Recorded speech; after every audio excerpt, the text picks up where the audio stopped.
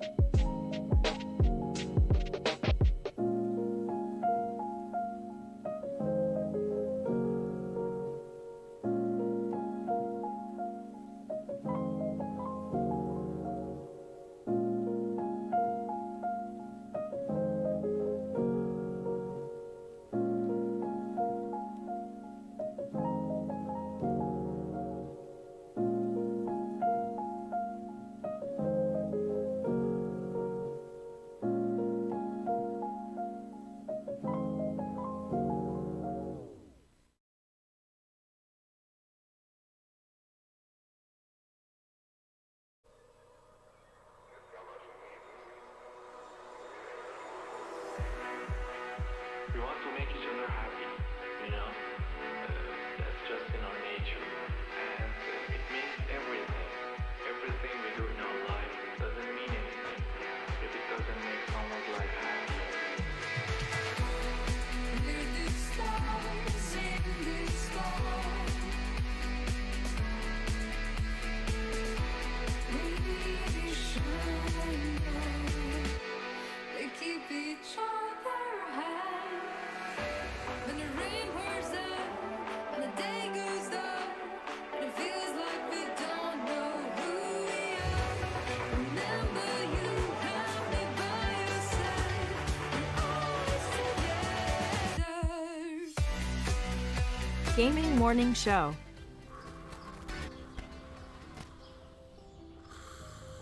Ah, the sounds of morning. Early in the morning, Birds singing. gotta feed the donkey. The sun peeking above the When you horizon. feed the donkey, The gentle nudge from your morning alarm clock. this is what he says.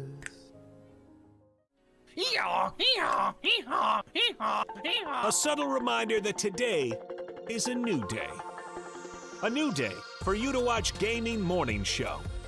The show where you'll find science lessons. Says, when I bake bread, I give thousands of yeast organisms false hope by feeding them sugar before ruthlessly cooking them to death in an oven and eating their corpses. Wow. I thought you think were about bread a whole new way. I thought you were about to say orgasms for a second there. Did either of you ever have that happen when you were in like biology class and you're reading? Have an orgasm? I've never orgasmed during The biology text doesn't do that for you. It's like, oh yeah, Great deals. computers and accessories wait, special bundle. Mike, they got the super chroma color in. Did you know they had that? You I know. overpaid for your computer. By a lot. I wonder if, do you think they price match? They might. Well, this is half off. Can you take a screenshot of this and try to get a store price match? and linguistic perfection. Is that like when I roll my R's? Good. Romance. Great. Romance. See, everyone? It's not a hiss. So let me hear your battle cry. Kiki. Oh!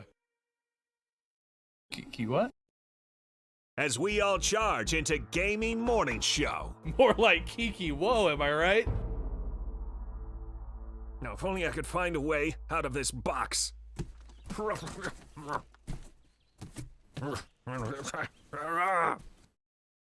I'll catch up. 'Cause GMS starts right now.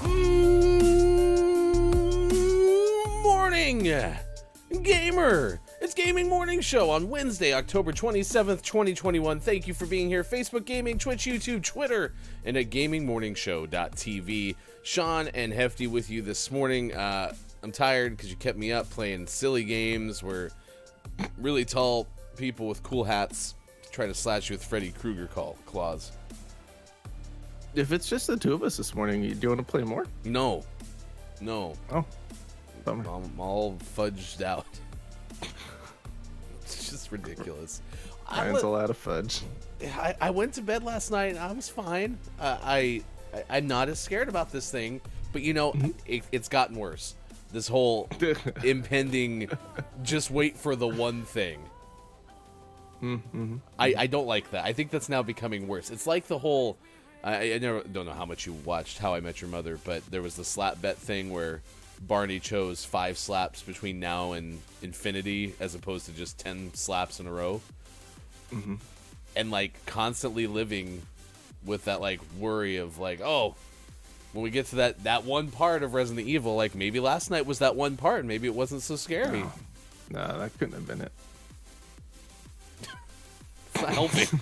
It's not helping. I'm sure the one part's way worse than that. Oh, good. That's good. Good morning to you, Scott Chicken. It's good to see you this morning. Downs is also here before chat began. Good moron! We'll be lurking for the majority of the show as work is hectic. It's getting kind of hectic. The work. It's getting kind of hectic. Boo. I mean, that was the best part of that song. I've got the power. Remember that part? It's getting kind of hectic. Yeah. Yeah, it's kind of hectic. Is it? Is it getting kind of hectic? Nah. It's pretty routine, but that's not as good in the song. It's getting pretty routine. It's getting this lyric's getting redundant. Scott, I didn't have any nightmares. The only thing that did happen, and this happened more when we played Resident Evil 7. That is, I got back home from your house last night, and I had to put the garbage cans out because Wednesdays are our garbage day, and I did kind of look into like the darkness beyond where my garbage cans were, and I had a moment where I was like, into the unknown. no, that's the cool part. Going to the unknown. I am an Elsa. Well, let's ride an ice horse across the sea and go find what's over there. That sounds like fun. It's better when it's light out though. So yeah, into the darkness unknown. Over there. I'm gesturing over there. You can't see me, chat, and that's a wall, but it's a metaphor. Good moron to you, KJ. It is good to see you. Top of the moron! Anyway, I thought about it. I was like, what's that noise? It was a brief moment in time, so. Well, I'm glad it worked out. Over there is Sean. That's true. Sean's over there. I can see you. Hey there. How's it going? Carl is very upset with us, by the way. Why is Carl upset with us? Because he tried to clip the thing where like I put my finger to the other side of my box, like through the frame, and then you were over there and we connected and it was hilarious, and he couldn't get the clip. Oh, that's too bad. Sorry, Carl. Our apologies. Maybe next time. Yeah, we'll try one more time. We have to play, like you said, about 3 more sessions of this game. At least Resident Evil 7 took 4. Was it 4? I thought it was just 4. Yeah, Sounds about right.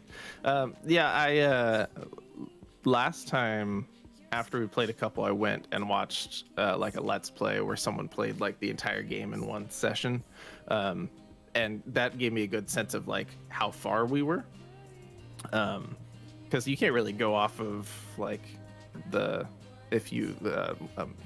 how long to beat, I think is the website, howlongtobeat.com. Or time to beat or something like that gives you like how long a game is, because it's always off when you stream. Like if it says it takes 8 hours but you do it streaming, it's going to take extra just because it seems to go slower when you're streaming, because you're talking to people and you have intros and outros and that kind of stuff. So I haven't done that yet to watch a stream to see like percentage wise where we're at, but we have at least 2 more, maybe 3 more. The GMS Halloween coming event the next 2 to 3 days. Yeah, continues.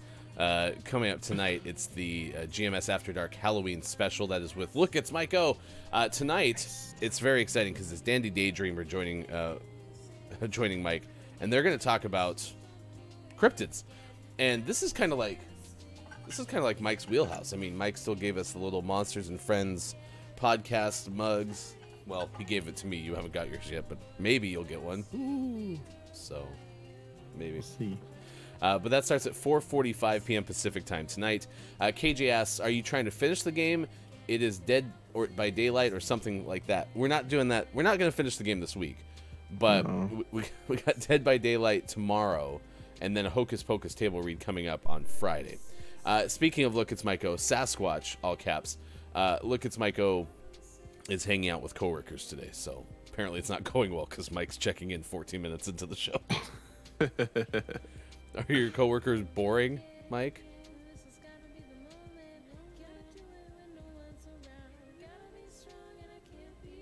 Yes, okay. Yes.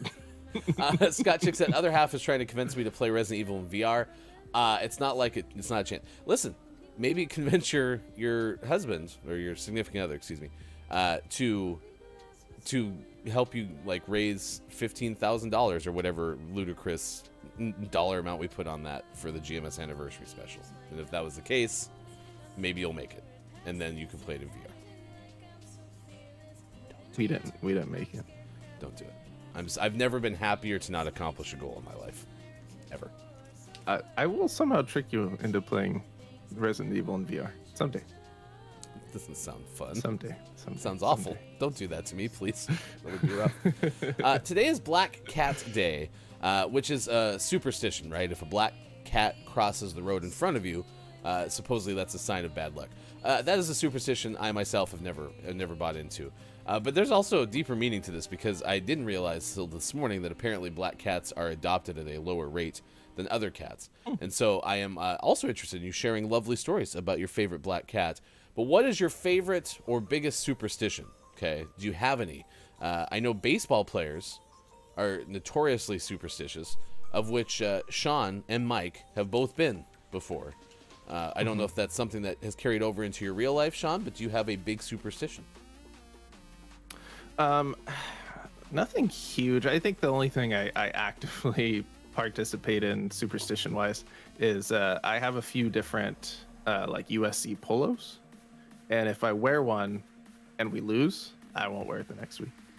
That one's tainted. You can't wear that twice. But if we win, then I'll wear it again. I don't know. Oh, go ahead. Yeah, it doesn't always work. I don't know how superstitious baseball players are, because I haven't been one for a long time. But I do remember the first time I noticed that all of them jumped over the lines. Oh, you can't touch the line, are you? Jeez. Yeah.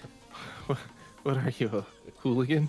Man, don't touch the lines. Next time you go to a baseball game and you can see, you can see them leave the dugout running to the field to take the field, watch how they interact with the foul lines. Not big fans. Sometimes I leap gracefully like a gazelle over the line just to make sure. Do you also make a sound when you jump over it going, wee? Wee? Yes, I do. I'd hope so. Good moron to you, Dr. Chick. Good moron! It is good to see you. In my experience, the black cats I've had in my life are few of the best pets I've ever been blessed to know, according to KJ. Down says, my favorite black cat is Jess from Postman Pat Don't know what that is, but it sounds amazing. Me neither. So, It sounds adorable. you also have Mike going, if someone touches my baseball mitt before a game, I will break fingers. Okay. Seems like a perfectly logical reaction to something, so. Well, he didn't say he would break their fingers or his own. Maybe that's the superstition. If you touch his mitt, he's gonna break fingers. Oh, that old school nursery rhyme. If you touch my mitts, I'll break your digits. Nailed it. You remember that one? All the time on the playground. Who doesn't? Got it. Is Nice. Postman Pat a UK thing? Hypothetically, it sounds like it. That's my hypothesis. Excuse me. Apparently, but see, some UK things I've heard of, like Fireman Sam. That's like, I don't know if that's the UK or somewhere else in Europe, but I know what that is. What's And it kind of Fireman has the Sam? same naming strategy. Postman Pat, Fireman Sam, job plus name. That's true. What? Mike, I thought you said they were boring. Find out good superstitions for us, okay? Just watch the show with them. Yeah. Welcome them into our circle. Apparently, KJ was suggesting that Mike was just checking up to make sure everything is going well. Yeah, that makes sense. Yeah, I'm very excited for the hefty debate tonight on GMS. After You're Dark. debating tonight? No, I just think that it's going to be of a debate of size.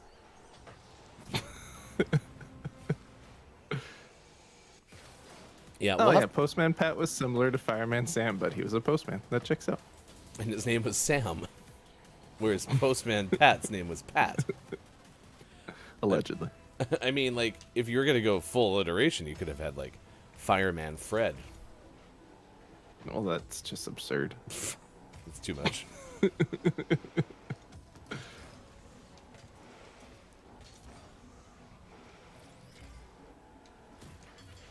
All right, K-Laugh, give us all the details about Fireman Sam and Postman Pat. We need them all. Top of the Moron to you, Daddy Daydreamer. We're excited for your appearance Good moron! on GMS After Dark today. What is going to be your primary strategy as you sit down to discuss cryptids with our good friend Look It's My Go?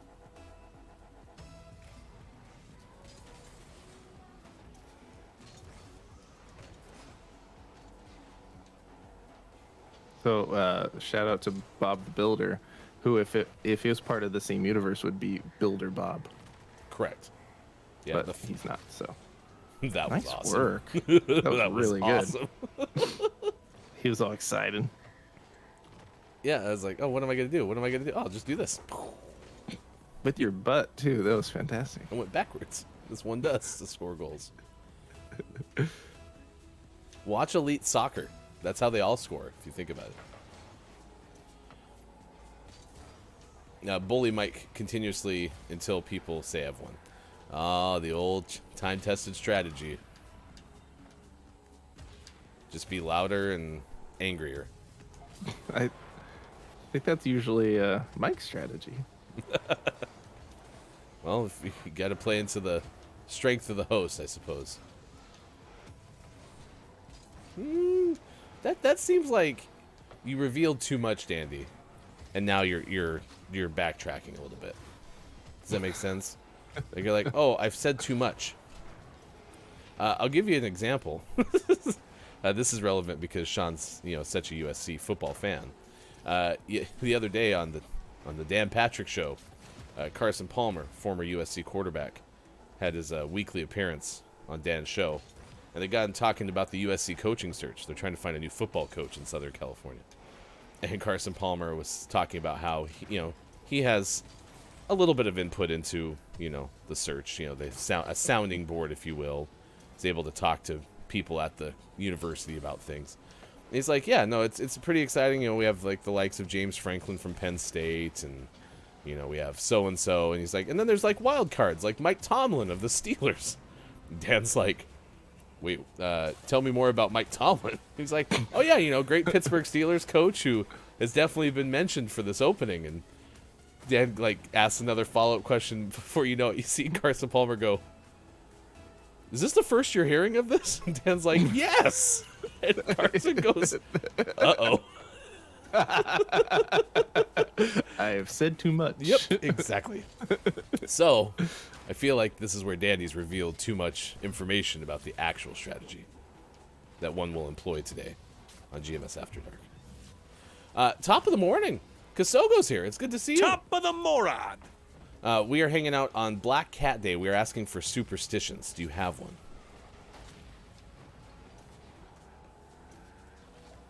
Or potentially several. I am a sports fan, as you know. And I do choose to wear the same color jersey that the Denver Broncos are wearing at any given time. Not at all times. That would be very difficult to do. Especially You have on your practice jersey on right now under your shirt. especially on practice days when the defense wears one color and the offense wears another one. It would be very difficult to keep up with that. Well, However, you have to wear those, and then you have to wear the non-contact jerseys. yes, I have to wear my quarterback jersey. The Don't touch blue. But it's not a superstition because I don't believe that like it actually results in the wins or losses of the team. I just make sure that I do that, but like I don't change it up because if that was the case, well, last couple of years I'd be wearing a lot of different jersey combinations because we are no longer a predictably good football team. So there's that. Kasogo says, a weird one growing up my parents always told me is if I stepped on a book, I would be stupid? What? Oh, I mean, that's harsh. that's a very It alarming. sounds like you were excessively rough with books as a child, and they had to come up with something. So I was going to say, as a parent of two children, one of which usually likes to use books as a stepping stone, I could see myself employing such a tactic. However, wow. Yeah, Kasogo, I don't think that that's true, just so you know, in case no one's ever told you that at this stage. I think you're in the clear. Must have kicked a library. Take that, library. And I've had enough of you. Oh, you stole my thunder. Follow-up question. Do you like to read? I'm curious if this, like, impeded your love of books, potentially. Were you deathly afraid of books because of this? Yeah. That's rough. Sorry, Kasogo. Great! Okay, Kasogo really loves reading now. That's good. That's good to hear. Oh, so you've grown to respect the books. Mhm. That makes sense. Did you step on a lot of books, though? I'd like to get the origin of this. Good moron. To you, King Gray. It's good to see you. Top of the moron.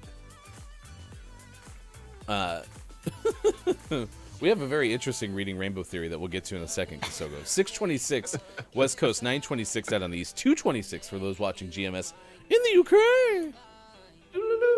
Oh, I'm actually disappointed Mike had to leave already because today is also Cranky Coworkers Day. Oh, this was perfect. Mike, come back. We need to tell you something. Michael, come back. It's Navy Day. I don't know if that's referring to the branch of the military or the color. Guess we'll never know. Maybe both. National Mentor Day. Thank you for being my mentor. Who, me? Yeah. Oh, I didn't realize that was a responsibility of mine. Responsibility. Just a side hustle. Oh. So, National American Beer Day. I guess we should celebrate that one. Ram trucks. It's not a beer, that's a truck. Lung Health Day. And National Civics Day as well. We're going to get into the Reading Rainbow Theory. We have KJ trying to come up with some superstitious stuff as well. Stick around. More to come on this edition of Gaming Morning Show, including birthdays this day in gaming history. Louisiana neighbors surprised by a wandering zebra. Another zebra on the loose. Oh, man. Happens a lot. An alligator polls its best Pennywise impersonation in Alabama. And Dune 2 is already greenlit. We'll tell you more about that coming up. But right now, it's time to get informed. We need to know the haps. What is going on in this world video game-wise? And for that, we go to #VideoGameExpert. Here's Sean. Good morning. It is Wednesday, October 27th, 2021, and this is your Gaming Morning Show Morning Gaming News. First up, we have some BlizzCon news, some BlizzCon online news. Turns out the online convention has been postponed. Blizzard says they're doing this to, quote, reimagine the event, end quote. When pushed for more, they said, okay, we're busy trying to figure out how to not get sued by the state of California anymore. Did they really say that? No, I made that part up. You caught me. The Blizzard canceled this year's BlizzCon back in May due to COVID reasons, and the plan was to reconvene in early 2022 as an online event dubbed BlizzConline. Now they've decided to also postpone that. In a letter to fans, Blizzard explained that it would rather devote its resources to working on its current slate of projects, which we know includes Overwatch 2 and Diablo 4. Quote, at this time, we feel the energy it would take to put on a show like this is best directed towards supporting our teams and progressing development of our games and experiences, and also not get sued by the state of California. See, it's right there. They said it right there. I'd like to see this quote, please. Oh, the link's broken. Sorry. Rip link. So this doesn't surprise me too much. They have a lot going on. They are trying to finish a couple of big games right now, and I'm sure they're constantly restructuring their the business side of things, trying to fix some issues and clean house and et cetera, et cetera. So this isn't a huge surprise. So I guess we'll have to wait till later in 2022 or possibly 2023 to get a proper BlizzCon or BlizzConline. In our next story of the day, there's a new Pikmin AR game coming from Pokemon Go developer Niantic, and that's going to be releasing sometime in the next coming days, theoretically. It's titled Pimkin AR. Pimkin. I said the wrong one yesterday, and I don't really know which one it is. Oh no. Pimkin. Pikmin? Pimkin? Quiet says it's Pimkin. It's called Pimkin Bloom. Why is Pikmin so hard to say? It's not. It's not? No. Pikmin. Pimkin sounds so much more, I don't know, it just made more sense to me yesterday. My fault. I did this, chat. So this, from the looks of it, is a pretty typical AR game, where you run around and you collect Pikmin, Pimkins, and other stuff. It's worth checking out because Pikmin's cute. Pimkins. Pikmin's Pimkins. It's like Fireman Bob or whatever. Fireman Ted, someone said too. Bob, are you in a fire? Bob likes it.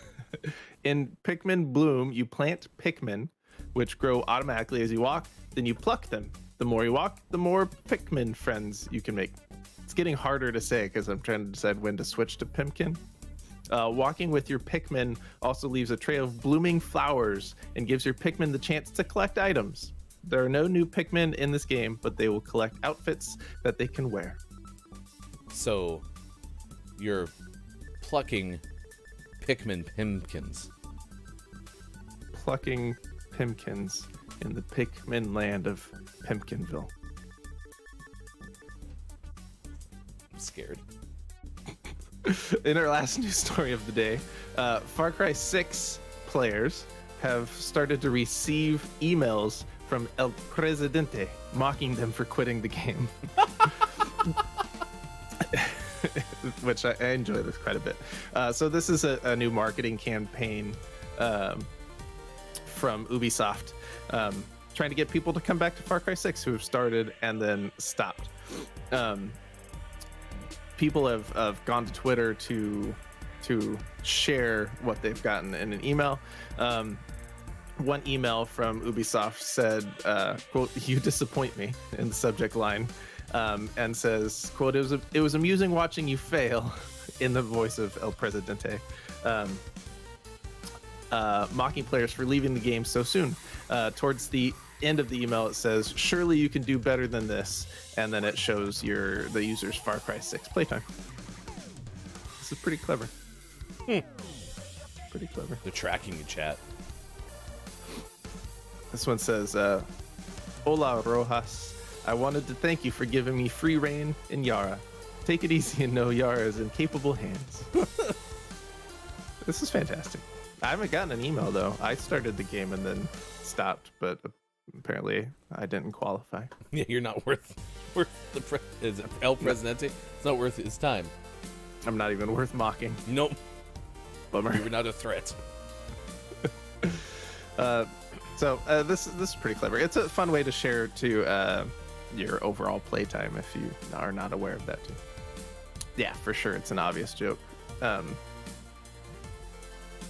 it's funny though.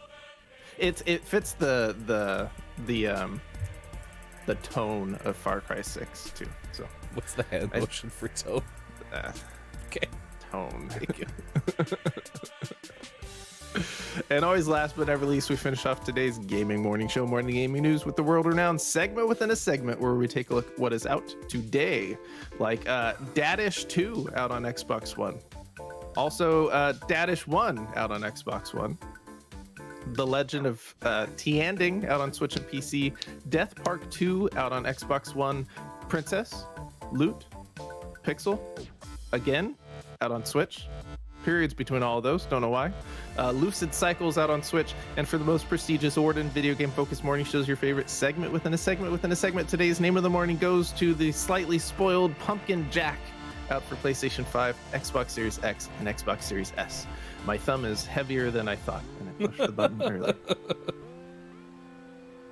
I figured it was just a commentary on how few games were out today, but then I saw you had more of a list. So, but you said Dadish is out today? And Dadish too. If you didn't want to wait for the sequel, good news. We're ready to go on Xbox One. Dadish and Dadish 2 available today. Good to go. But neither of those are available for name of the morning consideration. That belongs to Pumpkin Jack, the Pumpkin King. 'Cause I, Jack, the Pumpkin King. Saw that this weekend. Anyway, it's out today for PS5 and Xbox Series X and S, and is now eligible for Name of the Month consideration. Will be our Name of the Month for October.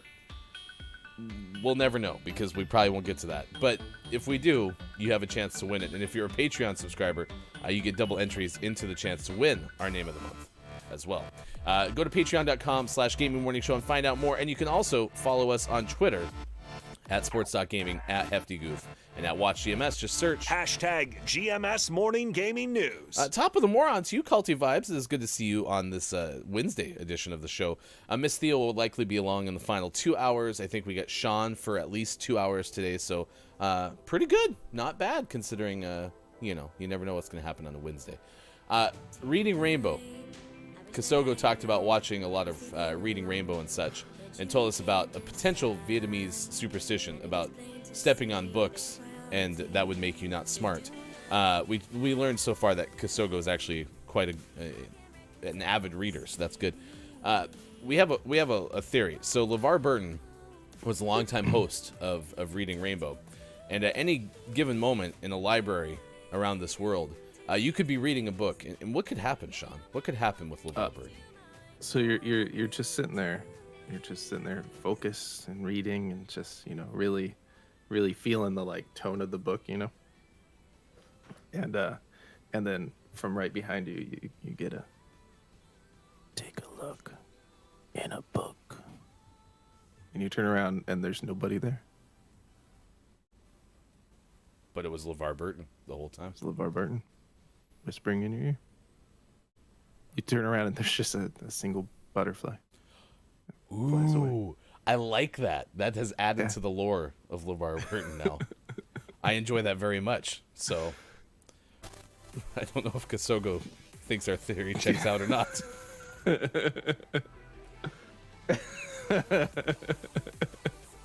So next time you're at your local library, Kasogo, or the next time you step on a book, either way, perhaps LeVar Burton will visit you.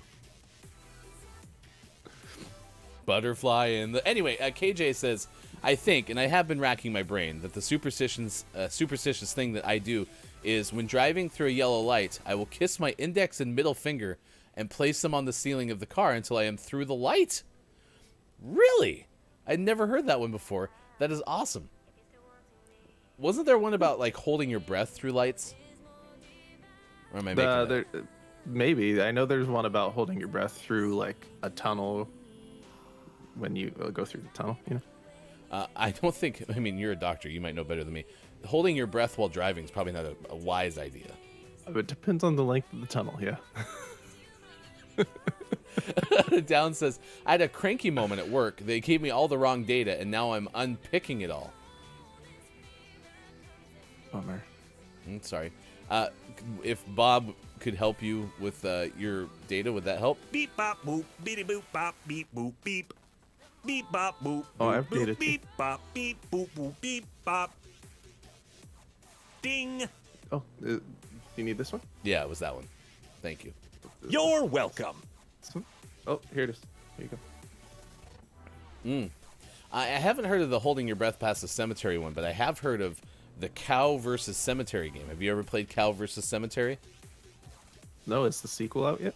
Yes, it also comes out today on Xbox Series X and S, PlayStation 5. It's Cow versus Cemetery 2. If you're on a road trip, you get points for every single cow that you pass on your side of the vehicle. However, if you pass a cemetery on your side of the vehicle, you lose all of your cows. Oh, no. No cows were actually What harmed happens? in the making of this game. What happens to the cow? Sorry, it's a metaphor. It's not real. You don't actually lose the cows, and you're not. When you acquire the cows, they're points. They don't come with you. Otherwise, your car gets very heavy. It's a lot of cows. We're gonna need a truck. Oh, good. Anyone have a truck we can borrow? Quiet said, "I'm not superstitious, but I'm a little stitious." Solid. I like it. Down says that helped a lot. Thanks, Bob. Bob, Down said thank you. You're welcome. All right, Bob's in a good mood today. I like it. KJ said, now, whenever anyone says, let's take a look, or some variation of this, I finish another breath and say, thank you. Thank you very much. Good. One of the things that's happened with the show is we'll say something that apparently now becomes like the baseline for your daily conversations. For example, someone says in the UK now. You can't help but do a Doodaloo. happens all the time. Gotta do it. Dr. Chick says, going to sleep when your hair is still wet from taking a shower. My mom said you'll go blind. Wait a second. I've heard that one before, but it was for a different action. It makes me think, and hear me out, chat, that the going blind thing was made up all along. Mom's always lying. Can't trust moms. I don't know if it could be any parent. I don't know, but that seems now to be far too common.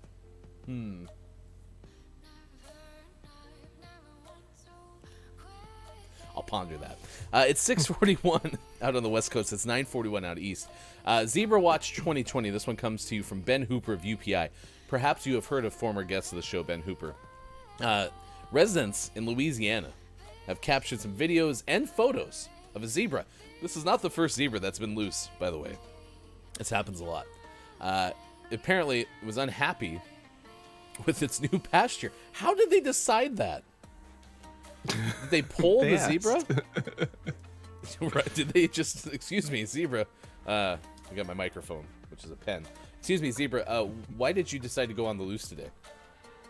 The pen's terrible. The worst pen I've ever been in. 0 stars. I would never stay in this pen. Had you considered just talking to the people who provide the pasture to you about maybe different accommodations instead of going loose? They had their chance. You know, they know what I like in a pen, and they decided to make this garbage. I'm not giving them the time of day. Last question, being a sports reporter. Did you give 110% today? You know, we knew they were who we thought they were. Thank you for your time. Nay. The animal was caught on video by witness Cabrina Waynes. And the zebra has a name. The zebra's name is Zydeco. And it was captured by its owners, the Bufords, in Leah Darden's backyard. The Bufords said Zydeco had been moved to a new pasture on Saturday and was apparently displeased with the offered land, leading him to escape. Quote from Darden: "Anyone missing a zebra in the Gloucester area? Question mark. It's outside of my friend of mine's house." Darden wrote on Facebook. So, there you go. I found lots of them. Which one's Zydeco? Oh, what's up, Zy? Don't poke him in the eye. He's a good zebra. You just poked him in the eye. Are you trying to cuddle? Oh, there we go. Love for Zydeco. Sorry, swear. We're already we've already been asked that recently. So Swear we're already famous. Famous for zebra stories. So.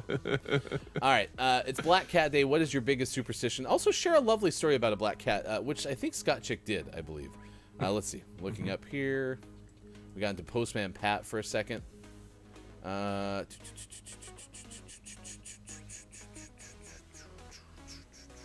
It was not Scott Chick. Scott Chick did weigh in on Postman Pat, though. Now I want to watch Postman Pat. I like Fireman Sam. He's suggesting a Postman Pat watch party. Yeah, and then we'll do a table read. That'd be great. That'd be really great.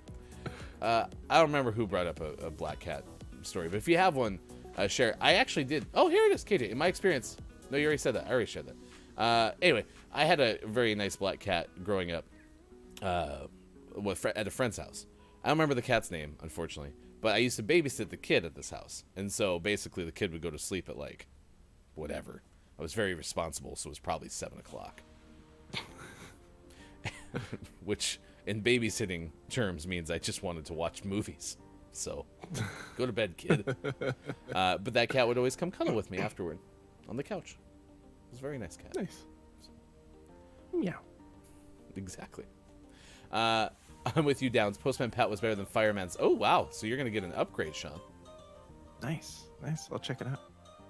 Fireman Sam was my daughter's favorite show for a while. And she even has a stuffed Fireman Sam doll that when you push his hand says some of his classic lines. Like, put out the fire, other firefighters. You don't remember a single one, do you? Oh, it's getting hot in here. That was my favorite one. What was there suggestions of taking off clothes or like Nelly? No, it's just from the fire. Oh, because literally the fire was making it hot.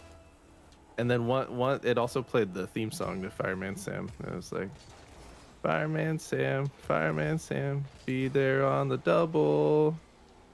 It sounds very that was it. familiar to another song that kids like. No, that's one of a kind. And there was a fireman pup in that show. Yes, because I actually remember Fireman Sam being like, "It's getting hot in here." You know what I just remembered? I shared a story about.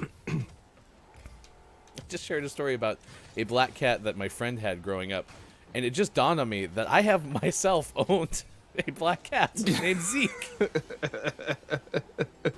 And Zeke was awesome. But I did not remember that at the very beginning of the show. So my wife, we had 2 cats we got at graduation, and they were both like brown and grayish. And one of them died. We had left, unfortunately, a Lily out. And so the cat ate a lily, and lilies are incredibly toxic to cats. And so we lost that cat. And so my wife wanted to find my other cat, the remaining cat, a companion. And so found Zeke on an adoption site and was like, this is my cat. Like, I'm going to own this cat. This cat shall be mine. And so we adopted that cat. And it was a long-haired cat, which I'd never had before. Or a medium-haired cat, maybe. And it shed all over the place.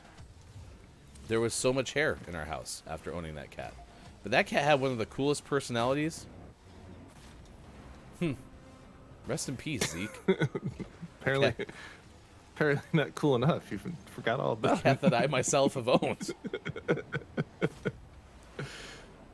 That cat had a very long and bushy tail, and it would just flap around when it was watching wildlife outside. That's awesome. I love expressive cattails. Woo.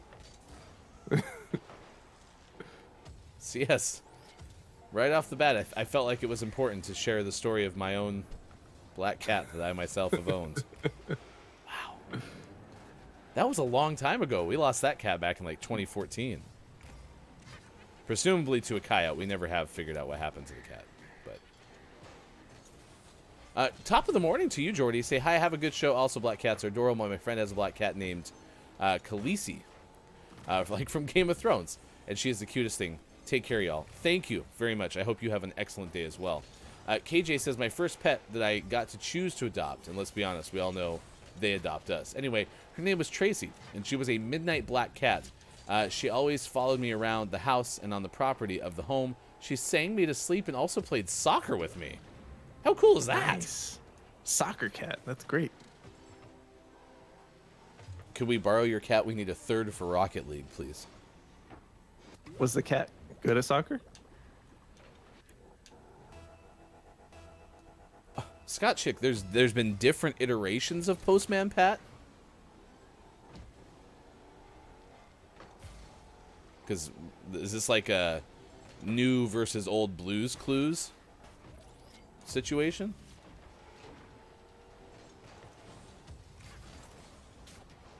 Okay. Listen, I've actually enjoyed the Gotham mode for Rocket League. I do have one request, Epic Games. When you're using the teleporting thing, is there any way for you to get like an indication of which way you're going to be driving when you come out the portal? That would be great.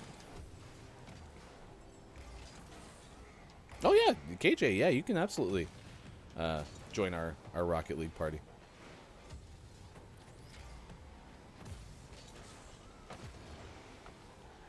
Really? Is it like a Doctor Who thing? Doctor Who? Doctor Who's the boss? Tony Danza.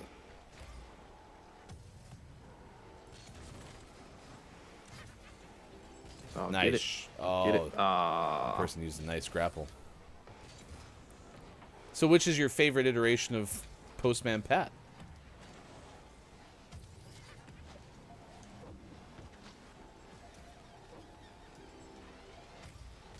I think my favorite special perk, and it's not the most useful, I just want to emphasize that those two things are different. But my favorite one in this game, I think, is the one where you get to use like the little sledgehammer to knock somebody out of the way. That's a good one. Like I said, it's not the most useful, but it is really fun.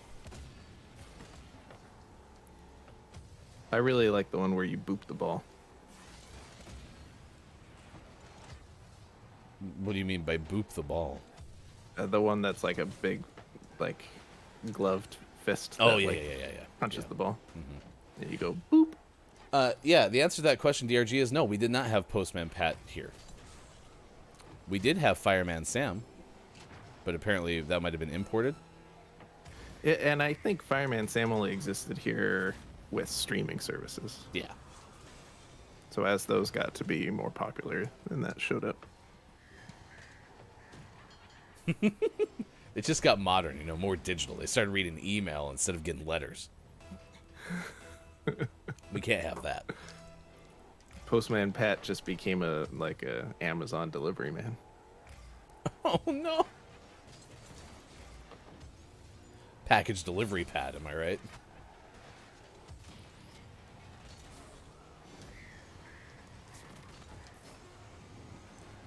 I can't control where I'm going.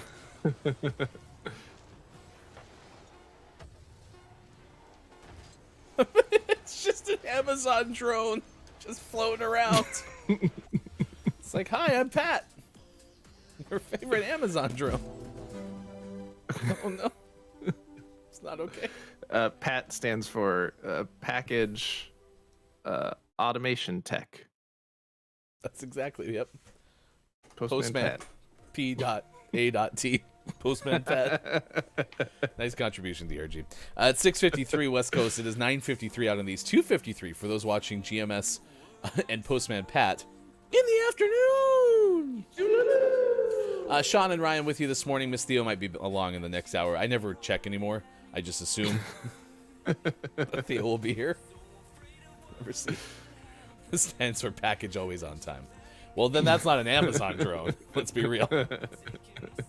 Whoa. Go ahead. Block of text. This is from KJ. My most recent black cat was actually my husband's childhood cat. He adopted Nikki when the Hubs was 15 years old. Nikki was a fantastic partner in life. He was a talker and had plenty of opinions on his own. He enjoyed sitting next to you, but not on you. He loved tuna water, but not tuna. He liked licking apple slices, but was afraid of the whole apple, like the cucumber video situation. He was a fighter. He was wasn't supposed to live past 3 years old, but made it to 15 and half. Damn. Nice. Let's get some hearts for Nikki. Yeah, Nikki rocked it. I'd like essence of tuna, please, but not tuna. That'd be great. It's birthdays this day in gaming history. If you have a birthday to celebrate with us, please let us know in chat because we would like to celebrate with you. Today is John Cleese's 82nd birthday. The comedian John Cleese. Wasn't John Cleese like in the Pink Panther or something? It sounds right. He played some sort of detective. I can see it in my mind's eye. For some reason, I also think he looks like someone from Mary Poppins, but I could be making that up. Yeah, he kind of looks John like Cleese and Mary Poppins. He wasn't, but he does look like the dad from Mary Poppins.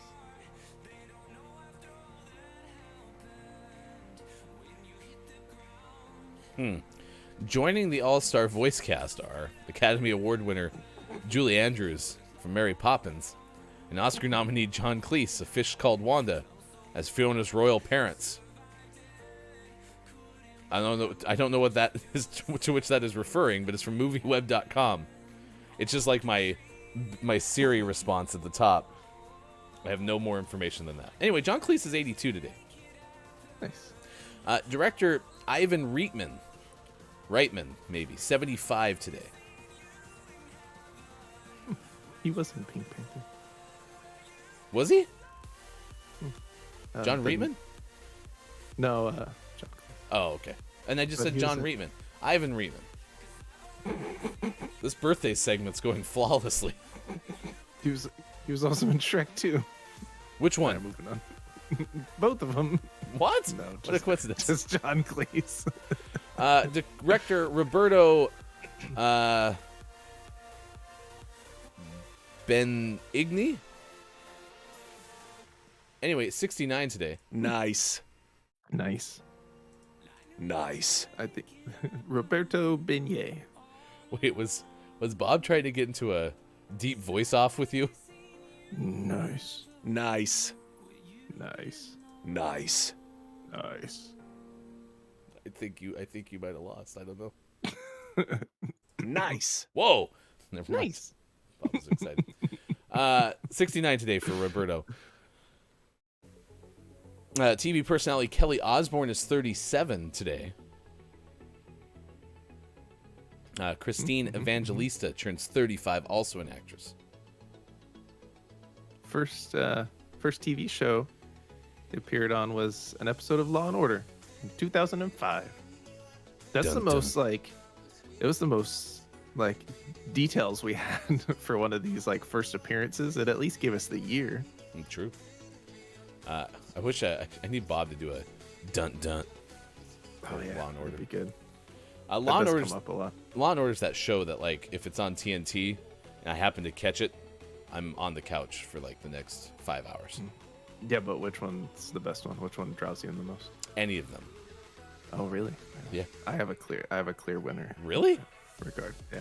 SVU. That's the best one. Wow. I like SVU. the Pulls me one. in.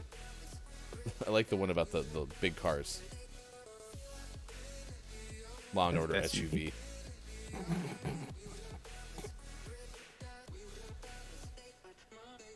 This is not a new hat, Jack. This is the Flames hat, which, by the way, wait till we get to sports. Whoo! Calgary's rolling. Yeah, we're on a roll. Today is Samantha Logan's birthday. Samantha is 25, actress, best known as the role of Olivia Baker in the CW series All American. Also was in Netflix series 13 Reasons Why. And it's NBA point guard Lonzo Ball's 24th birthday. If I didn't mention it, Samantha is 25. Lonzo is 24. Plays for the Chicago Bulls. And I had a moment yesterday, Sean, where I thought about DeMar DeRozan, formerly of the San Antonio Spurs, because the Spurs last night were playing the Lakers. I was like, oh, didn't the Lakers think about trying to trade for DeRozan? And I remember DeRozan did get traded to the Bulls, where he's paired up with Zach LaVine and also fellow tradee Lonzo Ball.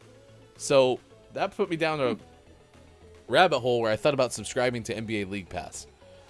And then I thought about all the time I don't have and realized that would be a waste of $200. So Yeah, you really saved yourself. thank you. Any other birthdays? It's drummer Jason Finn of Presidents of the United States of America. It's his birthday. He's 54. Lumps out alone in a boggy marsh. I feel like I could karaoke some President songs, because a lot of them just felt like they were yelling. It's just yelling, yeah. Okay. Peaches come Lump would be a good one. from a can. You keep stopping. I just was singing all the... You want me to sing the one about black cats? Mm-hmm. Okay. Kitty at my foot. And I want to touch it. All right. Brady Quinn's also 37 today.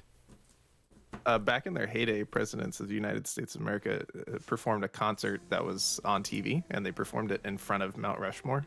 And I remember watching that on TV, and it was a really good concert. I bet you can find it on YouTube now. Because the Mount Rushmore depicts former Are presidents. the presidents of the United States, and that's what they are. This day in gaming history, 2004, Sony released PlayStation Portable in Japan. You could get that thing for about 185 USD. 21 game titles available at launch. Nice. And remember how I just said they released it? I lied to you. They announced that they were going to release it on December 12th.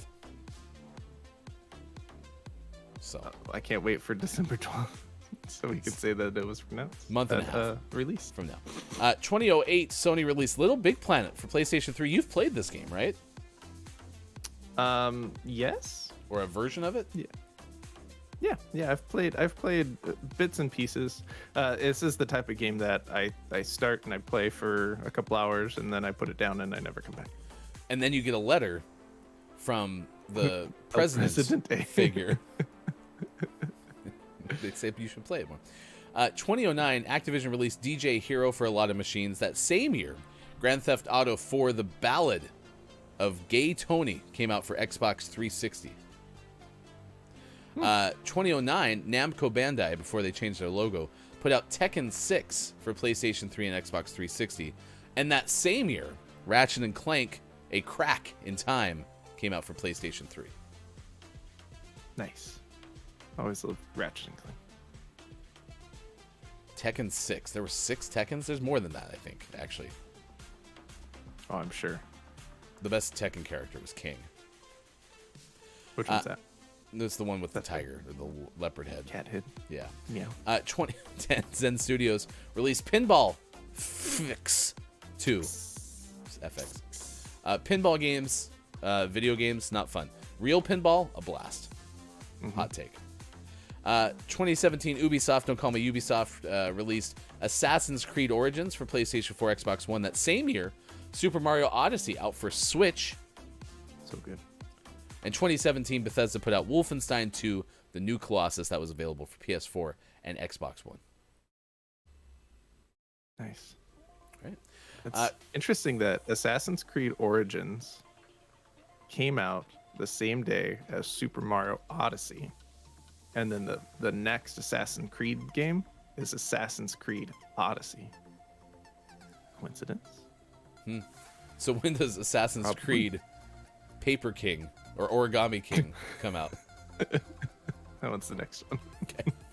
KJ says the Presidents of the United States of America is still the most played album on the iTunes account. Wow. That's holding strong. Top of the Moron. Top of the moron. To Hey It's Brendan _TTV, with whom we are playing Dead by Daylight tomorrow. We're actually learning this game. Time to be released as part of our GMS Halloween event. Tonight, it's GMS After Dark Halloween special with, look, it's Mike O and Dandy Daydreamer. They're going to debate cryptids. It's going to be very civil and well organized. And then on the 29th, a Hocus Pocus table read. The 30th, we play Garctic. Available. So, RHS Jack is here as well. It's good to see you, Jack. Top of the moron. They were my favorite band for a long time. Also, I can't wait to not buy a PS5 at any stores, no matter how much I want it.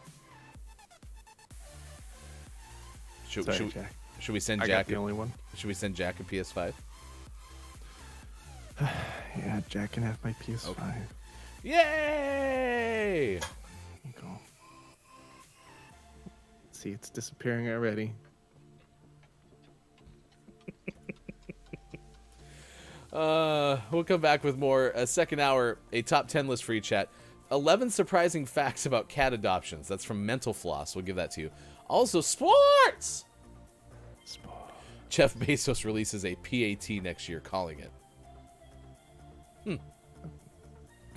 I wouldn't put it past Amazon. Postman Pet. All right, stick around. More to come. Thanks for being here. Facebook Gaming, Twitch, YouTube, Twitter, and at GamingMorningShow.tv. It is Tuesday, October 27th, 2021. Thanks for being here. We'll talk to you more on this side. Break. It's now.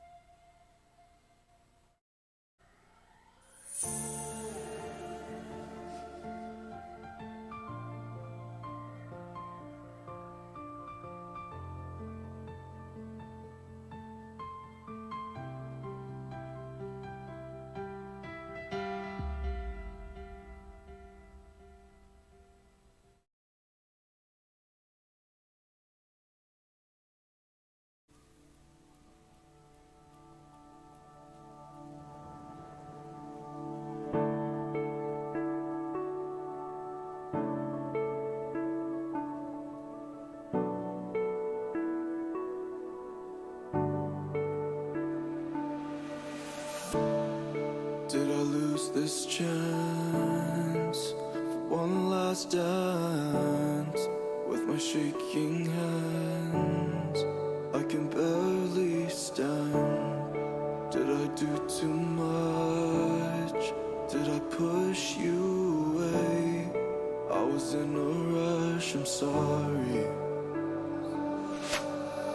And I know that you'll forget. I wake up in the night in a cold sweat to face it.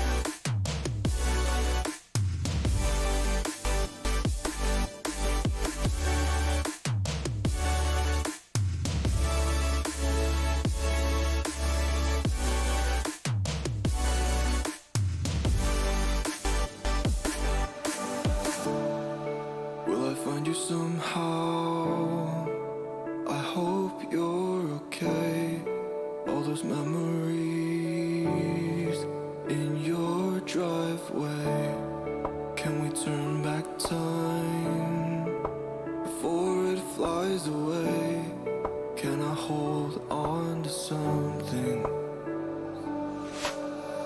Never thought you would come back. Can't believe you'd remember those times we laughed and cried. Watch the sunset fall through the sky. We were younger, never thought we'd say goodbye. All right, let's gather round to read the Moose Book. There was a mooster in Worcester. There's a moose loose about the hoose. Shake it loose in your hoose, that moose. I would call it a truce with the moose, maybe spruce up the hoose. Dr. Seuss writing about the hoose in which the moose shook loose an overused spruce. The moose that encountered a truck's caboose is the moose named Bruce.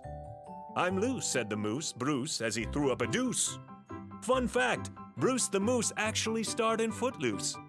Snitches get stitches like mooses get looses. Obtuse rubber goose, green moose, guava juices. Goose and moose called a truce over being loose around Bruce. A moose nuisance is a moosance. You better write about the moose, no excuse.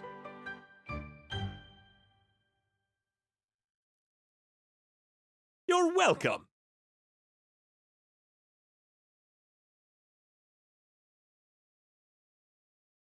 They must be large, not in size, but like I don't want them to be tight fitting. They need to be like loose fitting. They need to have pockets and a drawstring, and preferably no flap in the front that opens up. I don't need that in my pajama pants. No wiener window. Yep, don't need it. Okay. And the pants I got this year are my NASA pajama pants, and they check all those requirements, and they're fantastic. He said wiener window. Mike, I'm so happy that you're with us. In the darkness, yeah, all night. Need nobody's help 'cause I'm my own light. I just wanna be somebody in my life. The race is peaceful, so I don't know how to put up a fight. Against my struggles, but I'm putting up all my might. Against my problems, but Coming up on Gaming Morning Show, list of the day and sports. Find GMS on Facebook Gaming, Twitch, YouTube, and GamingMorningShow.tv. And follow us on Twitter at WatchGMS. A warm welcome to our deputy cat petter, Scott Chick. Time for hour number 2, right now. Morning, gamer. It's Wednesday, October 27th, 2021. And on Wednesdays, we hang out with Miss Theo. I don't even call you anymore to check and see if you're going to be here. I just assume you will. And if you don't show up, then I text you and say we missed you, and then you'll show up the next time. Sound like a good plan? You know, it's funny. First of all, good moron, everybody. But yes, I was thinking that same thing this morning. I was like, I love that Ryan is just so down that he's just like, when Theo shows up, maybe she shows up, sometimes she doesn't. It's fine. Figure it out.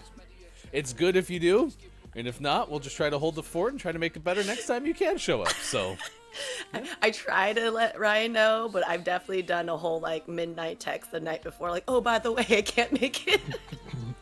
Some important information that you should know and tell you in a timely manner.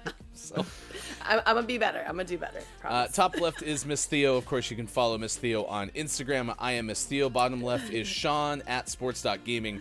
On Twitter, and on Twitch as well.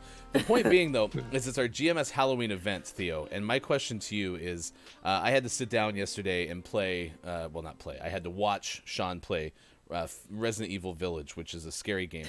Do you like to be scared? No. I will accidentally punch somebody, like corn mazes. No. Why is Miss Theo not on the show? Well, she's in holding. She punched somebody who was an actor at a corn maze. Seriously. Just reflex, So, my own shadow used to scare me. Okay, so Like, ah! no, I'm not even joking. Like, up until how old? A couple years ago. Let's go. I love it. Harry Potter used to scare me. Why do you think I haven't I mean, watched those it? Glasses. Yeah, the glasses scare me. Scar. The scarves. Wait, you meant Harry Potter specifically, not the series. No. I meant the series. I meant So fun fact, Theo could not stand Daniel Radcliffe. Just sees Daniel all the time in SoCal. It's like, ah! terrifying. That's scary. It is 7:14 West Coast time. Today is Black Cat Day, and there's a big reason for this. This actual day exists because, which I did not know until this morning, that apparently black cats are adopted at a lower rate than some of their peers. I guess they attribute it to the fact that the like tabbies of the world and stuff have more like pattern type fur, right? So it's like that cat is one that I want to adopt because it has like brown and gold in it, right? Something like that. I don't think it has to do with the superstition, but I have heard before that you're not supposed to keep driving if like a black cat crosses the road in front of you. Has anyone ever heard that one before? Yeah, I feel like any black cat crossing any road is superstitious to some people. Yeah. Right? Yeah, you're not supposed to keep going. I've always wondered if that's true, which I didn't buy that superstition, but if it was true, what happens when the black cat goes in the middle of the road and then you slow down, trying not to kill an animal, and then it reverses course and goes back off? Is there like a specific like distance or angle? Yeah. Like, what if the black cat crosses the road like a couple blocks ahead of me and I didn't see it was there? Like, if a black cat crosses your path in a forest and knows around, does anyone get superstitious? I don't know, but wait, shut. There's something behind you. Dude, there's something behind you. That's Bear Bear. It's fine. It's Sogo, you'll get to know Bear Bear. Okay, I thought he was Bear- coming. I thought he was coming for you. Okay. Bear Bear lives on the dresser. And sometimes when I can't be here, he fills in for me. Run, Sean, run. It's fine. I'm not gonna, no, I'm Wow. Bear Bear. It's just Bear Bear. Bob has so many vocabulary words all the time. Well, Bob's a professional voiceover person. For I mean, real. He's a that's what professional Bob does. talker. yes, professional Bob. talker. Bob, you're so good at talking. I don't know the answer, Sean. I don't know if a cat falls in the woods and there's no one to hear it, if it's bad luck or not. So, anyway, yes, Kasogo, please meet Bear Bear. I don't know why I'm Bear motioning to my curtain. There's no bear there. Bear Bear. There's a bear there, but there's no Bear bear. Bear. Are we writing another Dr. Seuss book? No. Oh my God, yes. Because Dr. Seuss would sue us. We write our own books that happen to also rhyme in a very similar fashion to that of Dr. Seuss. We're in the clear. This is from NationalDayCalendar.com. Don't be superstitious on National Black Cat Day, October 27th. Celebrates the beauty of these sleek creatures. The day also seeks to raise awareness about low adoption rates for black cats.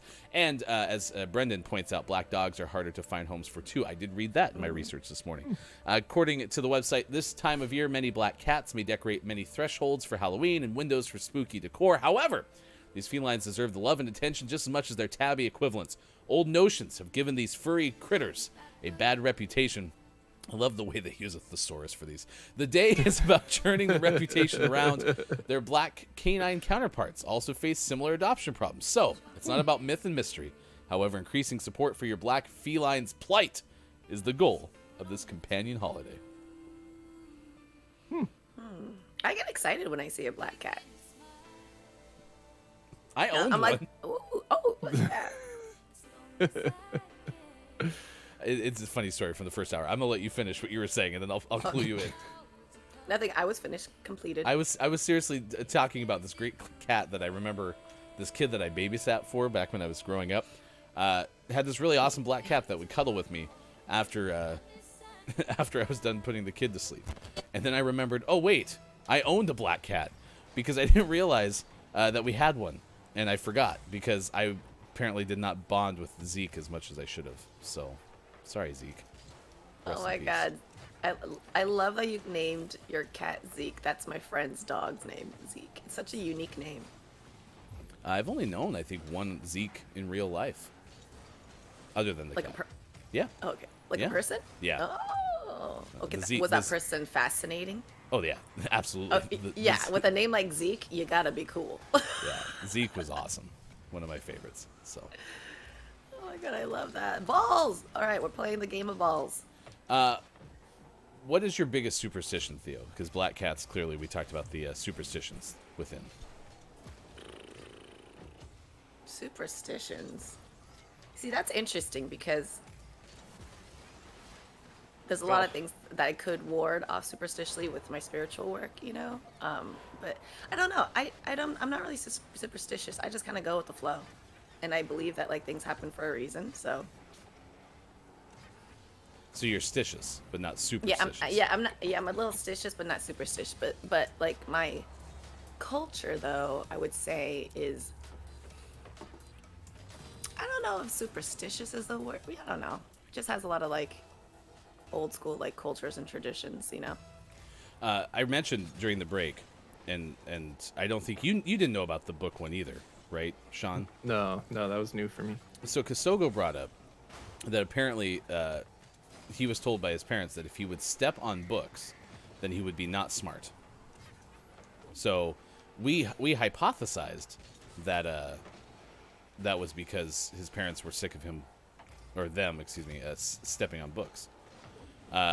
Because my kids, especially my son, step on books all the time, and it's very frustrating. We're like, stop stepping on your books, be kind to your books, etc. Had you ever heard that one before? No. Yeah, had no clue. That was a good one. Yeah, I'm trying to think of other superstitious things. I mean, there's some like intense superstitious things that I've heard from other cultures, like back in the. I mean, I don't even know what. I'm terrible at giving information. I would be a terrible newscaster, but which is funny because that's what I majored in. No, is that like some remote villages like where if you have twins or something, then you have to like. It's like it'll be like a bad omen to the whole village, so they have to like They have to. you They have to eliminate one. or both. Oh my gosh, Oh, yeah, sheesh. yeah, like it's a curse. I'd not And heard that's that one. Crazy. That's sad. I'm like, there's some intense terrible. stuff out there. I know. Sorry, I went deep in there. I went deep. I don't know. How about you guys chat? What are you guys superstitious about? Do you guys have to do something before like a big event? Singing songs, crossing. Do you guys? Oh, you remember that elementary thing where it's like something about crossing a line, break your mother's back? What is it? Step on a crack, break your mother's back. Yes. Even till this day, I still like step over cracks. Oh really? Not because of that. I don't know. It's like an OCD thing. I'm like, ugh. Well, my son will go for walks. My son really likes to go for walks, and he'll be like, Aw. "You can't step on the lines." It's like, you know how hard that is, son. And then that's all you can think about when you're walking. Is like, don't step on the lines. You got really big feet, son. Really, you're like, it takes over the whole square. Yes. Like this is maybe easy for you, 6-year-old footsteps. But for Dad, man of size, it's difficult. Feet of size. Feet of size. Feet of size. It's KJ. it's a big feat. Oh, drunch. Get it? Drunch. With your big foot. You figure it out. Get it? No. Yes. You were about to read. KJ said we had a black cat that had 2 black Yes. paws that were white, so we Oh, named cute. him Booties. He liked to dance to the beat of drums. Really? Oh my god, that is so cute. Also, just connecting dots for you, KJ. Kiki Lowe's father was also a drummer. Cool. KJ is Kiki. Kiki is KJ? GMS bringing everyone together. Einhorn is Finkel? Finkel is Einhorn? Like, I don't know. What are you guys doing for Halloween? The GMS Halloween event, first and foremost. Yes. Outside of that. And so we're going to play Dead by Daylight tomorrow, and we're going to play or have a Hocus Pocus table read on Friday if you would like Which to is- voice some lines for us. Which is so exciting. What time is that at again? Well, that's funny you say that. 'Cause we don't know yet, but we're figuring it out. Oh, okay. It's all right. You let me know. It's within 48 hours, so, no time like the present to figure that out. Okay. Well, I'll do as I usually do. I may show up or I may not. It will be a mystery. I'll be like an illusion. Very on brand for Theo. I didn't get to use my little punchy box thing. I was very sad. So we're doing that on Saturday. We're gonna play Gartic Phone. No, not Gartic Phone. Just Gartic, right? Both would be either would be fun. It Okay. just depends on how you want it to go. Because there's one that's like Gartic on stream or something. Anyway, that's what we're gonna do. Something I don't know. I haven't thought this well through clearly, but we're gonna do that on Saturday morning. It'll be before both Austin's Halloween party and Chris M.E.'s Alien Anonymous Memorial Fall Guys invitation. So I promise you that, chat. Wow, so many events. Yes. I have to say, I gotta give kudos. If your significant others are listening right now, if not, replay this for them because kudos to them. Because you guys literally play games every day. Listen, kudos Which to is us, amazing. Theo. Kudos to you too, but also kudos to them. No, kudos to us for being here and providing so much enjoyment and Absolutely. and not having my wife watch ever. So She watches GMS play sometimes. that's true. She watched yesterday. 2 days ago. It's 7:25 West Coast time. It's 10:25 out of these 3:25 for those watching in the Ukraine. Among the other days of the day, by the way, it's Cranky Coworkers Day, which was Mike's day, Navy Day, National Mentor Day, National American Beer Day, Lung Health Day, and National Civics Day. And Cool. Black Cat Day. Quiet I Am Gaming is asking, where's my hot cocoa? Sean, I thought you were going to make it for Quiet. I put 24 cups of hot cocoa out on the deck, and no one came to enjoy them with me. They were all there, and as you know, you said Worked it for was a an couple. hour You said it was a making couple hot dozen, cocoa. right? Yeah. That doesn't even barely fill that deck, too. You know what they say about a big deck. So, plenty of room for everyone to hang out and enjoy, too. So, yeah. Hot Maybe next cocoa time. and marshmallows. Yeah, the marshmallows are fine. Ah, They're not bad. Marsh- It's like hot cocoa Marshmallows, sauce. the sauce of hot cocoa. Top of the Mora. It's good to see you, Digital Doc Games. We got a top 10 list for you this morning, which is 11 surprising facts about cat adoptions. Top 10 list. 11 facts. Here we go. It is by Shaughnessy Farrow, and it was written back in 2017. So fairly recent, but not too recent. Just enough recent is basically what I'm trying to say. Mental Floss, I like these lists, so this is going to be fun. Again, top 11 surprising facts about cat adoptions on Black Cat Day. Yes, maybe Bear did get to them quiet. Did you see any empty cups out there on the big deck? No, they're all gone. I think he ate the cups too. Makes sense. 1. All right, number 1, fewer cats are ending up in shelters.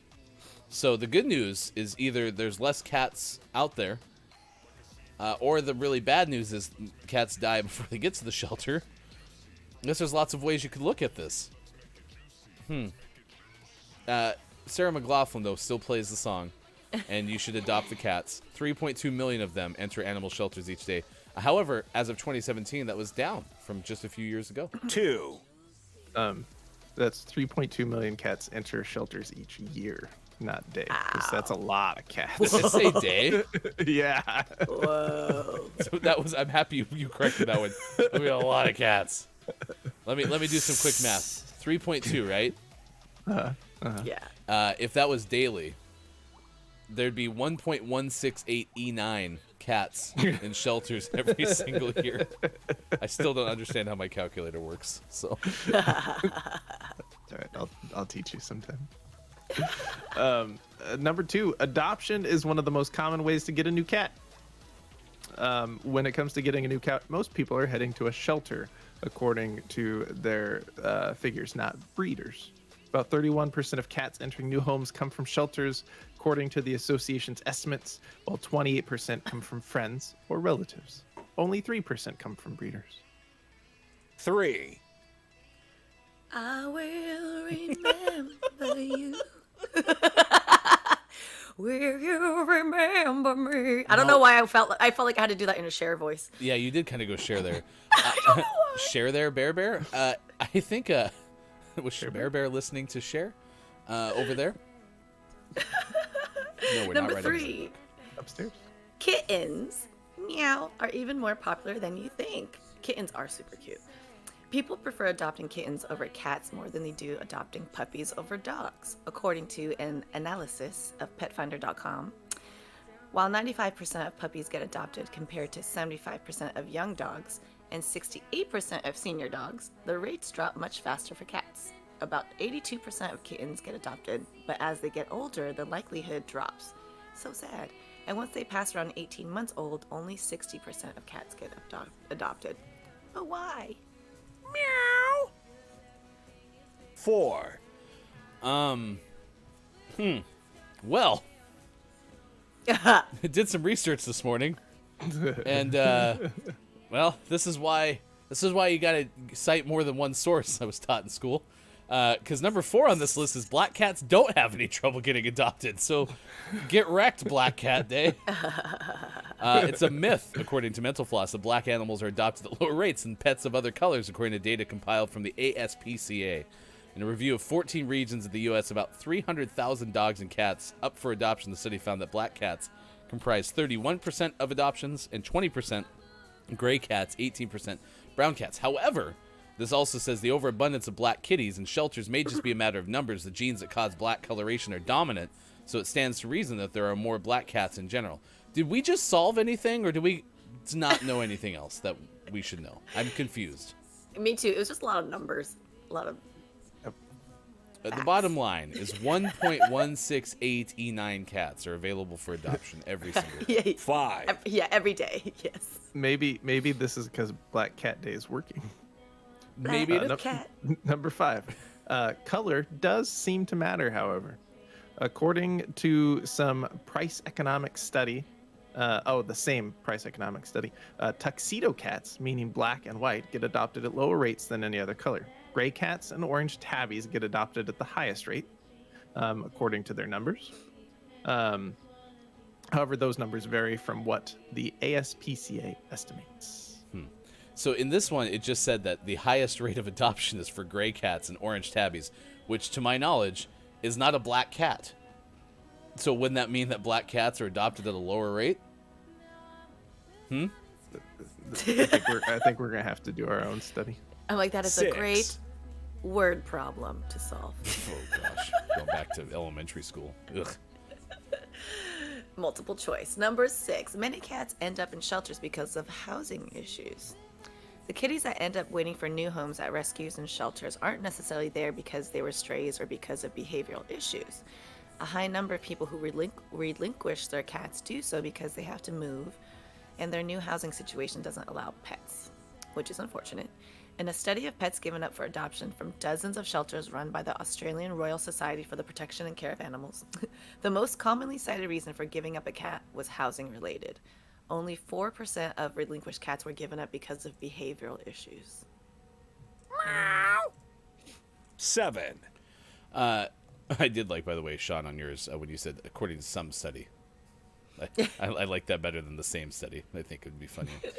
Number 7, 2 might be better than 1. We actually adopted 2 cats. It was from a litter from a friend, so I was in whatever bracket that somebody said you usually get them from friends, or some get them from friends.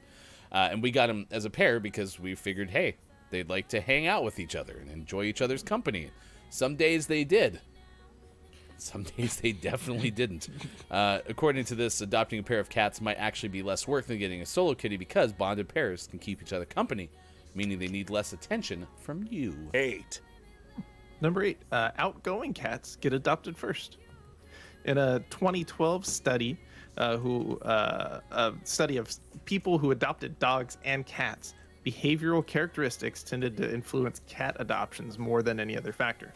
While dog owners were more likely to cite appearance as the deciding factor in choosing their new pet, cat adopters were more concerned with how their new kitty acted.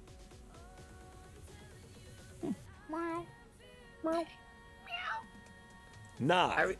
Are we gonna get a I feel like we Depends. need one of those. Number 9. If you want to adopt, you'll need references. That's terrible. Meow. Getting a cat from a rescue group often requires more than just showing up with an adoption fee. You'll probably need to fill out an application that asks about your experience with pets, your plans for caring for your new cat, and a list of references that can vouch for the fact that you're a compassionate human capable of taking on a new pet. Yeah, which is probably very important. This is like dating profile. Sometimes these applications can be extensive, but they exist for good reason. In a survey of more than 570 pet adopters in several U.S. cities, 11% relinquished their pet back to shelter within the first 6 months. Oh, that's a bummer. Yeah, I think 1-0. you think you can, Yeah. and something comes up. Number 10, yes, your cats can learn to get along. So maybe you have some cats, and they're having a little conflict. Okay, not getting along as well as you hoped. However, eventually they may come around. According to a 2005 study of 375 cat adopters, 44% of the owners introduced their new cat to their established pet immediately, while 22% introduced cats to each other a few days later, and 33% even more gradually. However, didn't make or break the situation. 22% of owners, regardless of the introduction method, said their cats accepted each other immediately, and 40% said it happened within a month. Still less than 50%. That can't be great, right? I don't know. Did I mention Cat's got a cat. that 1.168 E9 cats are adopted every second? Oh, every second now. Yeah. We're just trying to keep hard with these stats. So there you go. Oh, man. All right. Well, KJ would like to reiterate, though. Oh, wait. The chat just moved down. I have to. There you go. The humans don't really adopt felines. They are adopted by the felines. That is so a cat thing. Yes. Or in many cases, felines hire humans, which is hilarious. Well, listen, if we're talking about cat adoption, I mean, Sean has like a very real cat adoption story because Arturo, the cat that we know and love today, was not the easiest cat to get along with at the beginning. Oh, really? No, Do tell. Do tell. we weren't even going for a cat. That's true. How did this happen? So, Arturo is a classic rebound cat. What? This was a month or two after we lost our dog a few years ago. And we were out driving around and we were driving past Petco. And we were like, well, let's go into Petco because sometimes they have cats there from like the local shelters that you can, see and adopt. And so we went into Petco because we're like, oh, let's go look at the kitties. It'll make us feel better. And we looked at the kitties and there was one, we walked in, there were like 3 or 4 cats and one cat named Jupiter who walked up and it came right to the cage and was like meowing at us. Mm-hmm. And so my wife was like, oh, can we see, can you take that one out? We want to meet Jupiter. And Jupiter comes out of the cage and just like bear hugs around my wife and just like snuggles on her chin. And she, and the kids are both like, oh, it's so cute. And my wife goes like this. and then we got a cat. So Jupiter became Arturo. Jupiter became Arturo. So basically, in that moment, Arturo adopted you guys. But yeah, pretty much. So we had them put the cat back, and we walked around the store for a few minutes to talk. And the kids are both like, "Can we get the kitty?" And my wife is like, "Can we get the kitty?" And I was like, we can get the cat on one condition: I get to name it, and his name is Arturo. So we took Arturo home, and then it turns out Arturo prefers to be an outdoor cat, and when he is forced to be indoors, because you even sign a thing that's like, I will keep this cat indoors, I won't let it be an outdoor cat, and we try to keep it inside. Turns out when Arturo is upset about his current living situation, his solution to that is, how about I pee on everything? Everything in the Lego bin, on the kids' stuff, in a suitcase, on a pile of dirty clothes, on a pile of clean clothes. Let's just pee on everything. No. And cat No- pee is oof. And now Arturo goes outside whenever he wants. Long story short, that was the moral of the story. Hey, Cats are savage. hey, Sean. Yeah. You were at the store, right? And it sounds like this cat named Jupiter kind of hugged your wife, correct? Mm-hmm. Okay. So what had happened if maybe in that moment Arturo, who we learned likes to pee on things when not happy, had accidentally peed in your wife's hair? Would there have been drops of Jupiter in her hair? Oh my! I was wondering if that was gonna some. Da, da, da, da. Oh wow! Oh magic! Poof! Drops of Jupiter in her hair. Come on now. That's look, Arturo's in the back. It's Arturo. Arturo's head is on Bear Bear's body. It's Bear Arturo Bear. It's more like Arturo's body is on Bear's body. Yeah, that's true. Digital Doc, did you not hear my joke? Wouldn't you be proud of yourself? Oh my God, Bear Turo. I think what I should be proud of, Digital Doc, is I had to wait for Sean to finish that story, even though it hit me at the front end of it. My restraint was epic. It should be told for years. All right. Poof, he's back. I gotta go full screen for a second. This is for Scott Chick. Okay, here you go. Who's got the cutest pet on the internet? I have this one, so cute. All right, there you go. The Arturo video for one Scott Chick, deputy cat petter. So that's the deputy cat petter. Scott Chick did ask earlier how Arturo's doing. He's doing great. We were at Costco and they had giant like poofy bean bags that we've seen there before, and we're like, how do I get those for the kids? So we got a couple for the kids. One of those is now Arturo's bed. He just sleeps there all day, all night. He doesn't come into my room and go to bed anymore. He just sleeps on that poof all the time. He's living his best life. Top of the moron to you, Woo. It is good to see our Billy Thundergun Award winner from yesterday. Top of the moron. Check in. Kasogo says, I just want a cat I can name Lady Frisk Mittens. I like that name. That's a great name. How about you just call Ryan or Sean that? That'll be their nickname. Well, listen, we were talking about being bonded for life. I couldn't help but think of Sean in that moment. Aww. Everyone say aww. Oh, I was like, oh. Because we're all together. Quiet said, my cat wants to be outside, but not all they do is eat grass, so they don't go outside very Oh my often. God.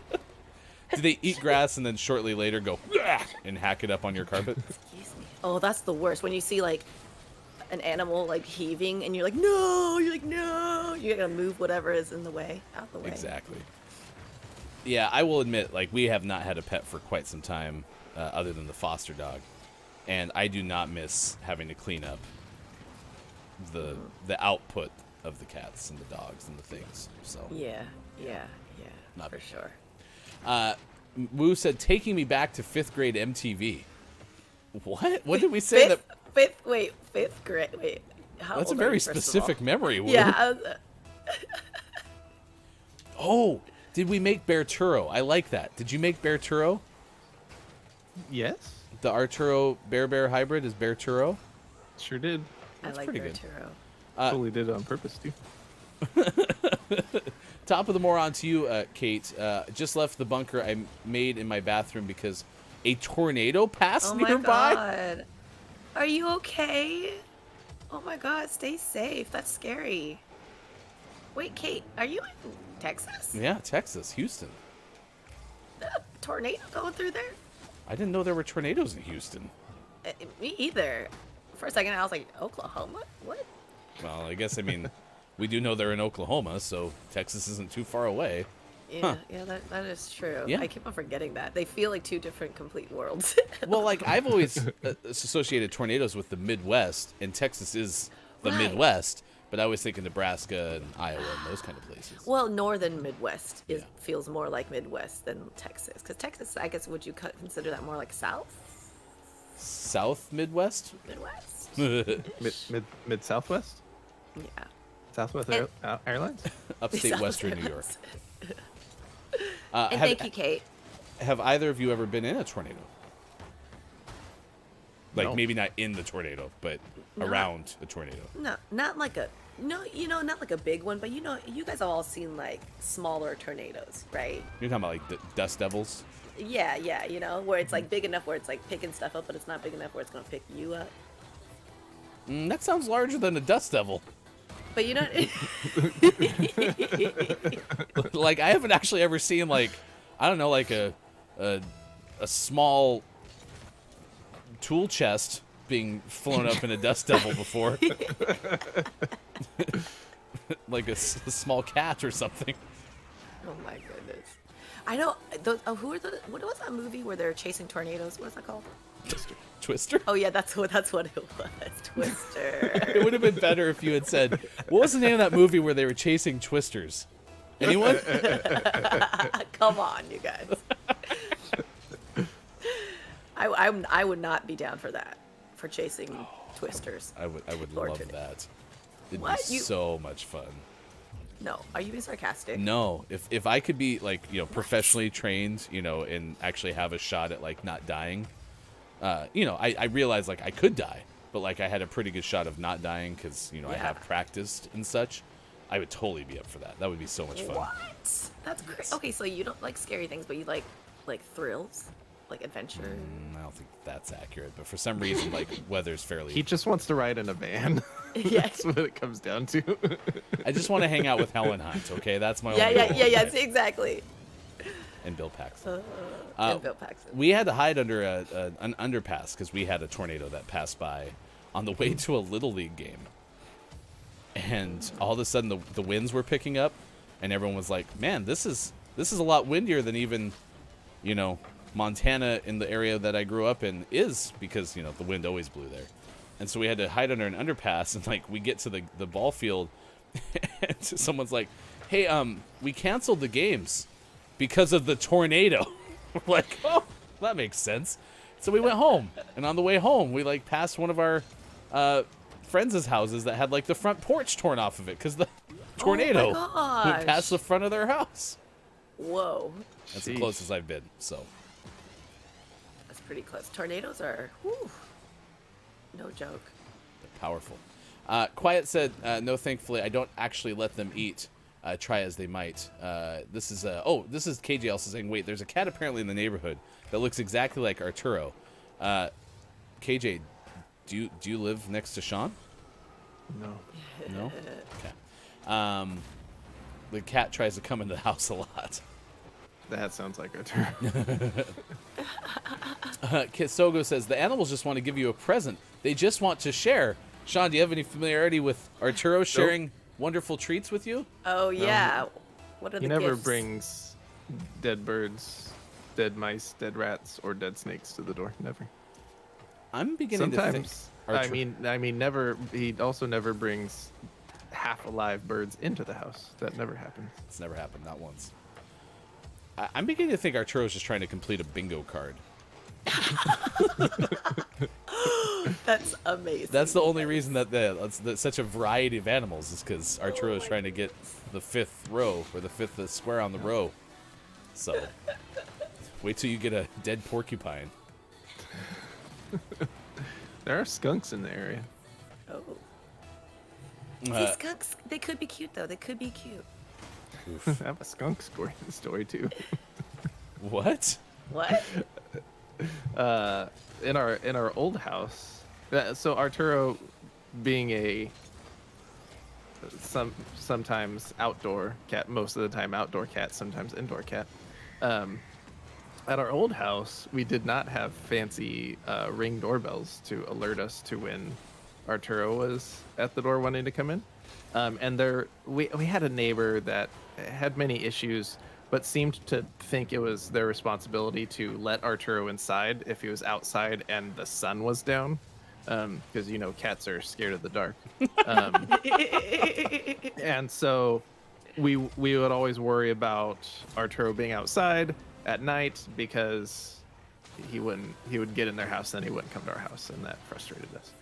So there were times that it was getting late, and we're like, oh, he's probably ready to come in. We'd leave the back door slightly ajar, and his food was like right there. So most of the time that worked, and he'd come in and he'd snack on his food, and we'd hear him eating, and we'd go shut the door, and everything worked out just fine. So one time at night, and this wasn't late at night, it was like 9 p.m. I'm getting the kids to bed, and my wife goes, hey Sean, and then she texts me. She goes, please come here. And I walk around the corner into the kitchen where she's standing, and standing right inside the door, chomping on Arturo's food, is a skunk. And we're like, Oh my God. a new pet. You're like, hello. And she's Hello. like, what do we do? And Oh at that my point, God. we made enough noise that it looks up at us and there's scurried off, and it was fine. Oh my god. First of all, your wife is so calm. And then think she it- sends you a text message. Well, she didn't want to make too much noise Oh, and freak it out. True, have true, it turn true. and spray. True, In our true, kitchen. true. That's a very good point. Yes. So I think she was calm purely out of necessity. Wow, that's KJ close. said cat vomit's a daily occurrence here in the dungeon household. And Oh my then gosh. Wu Dang Pig, credit you, the Drops of Jupiter was 5th grade MTV. There you go.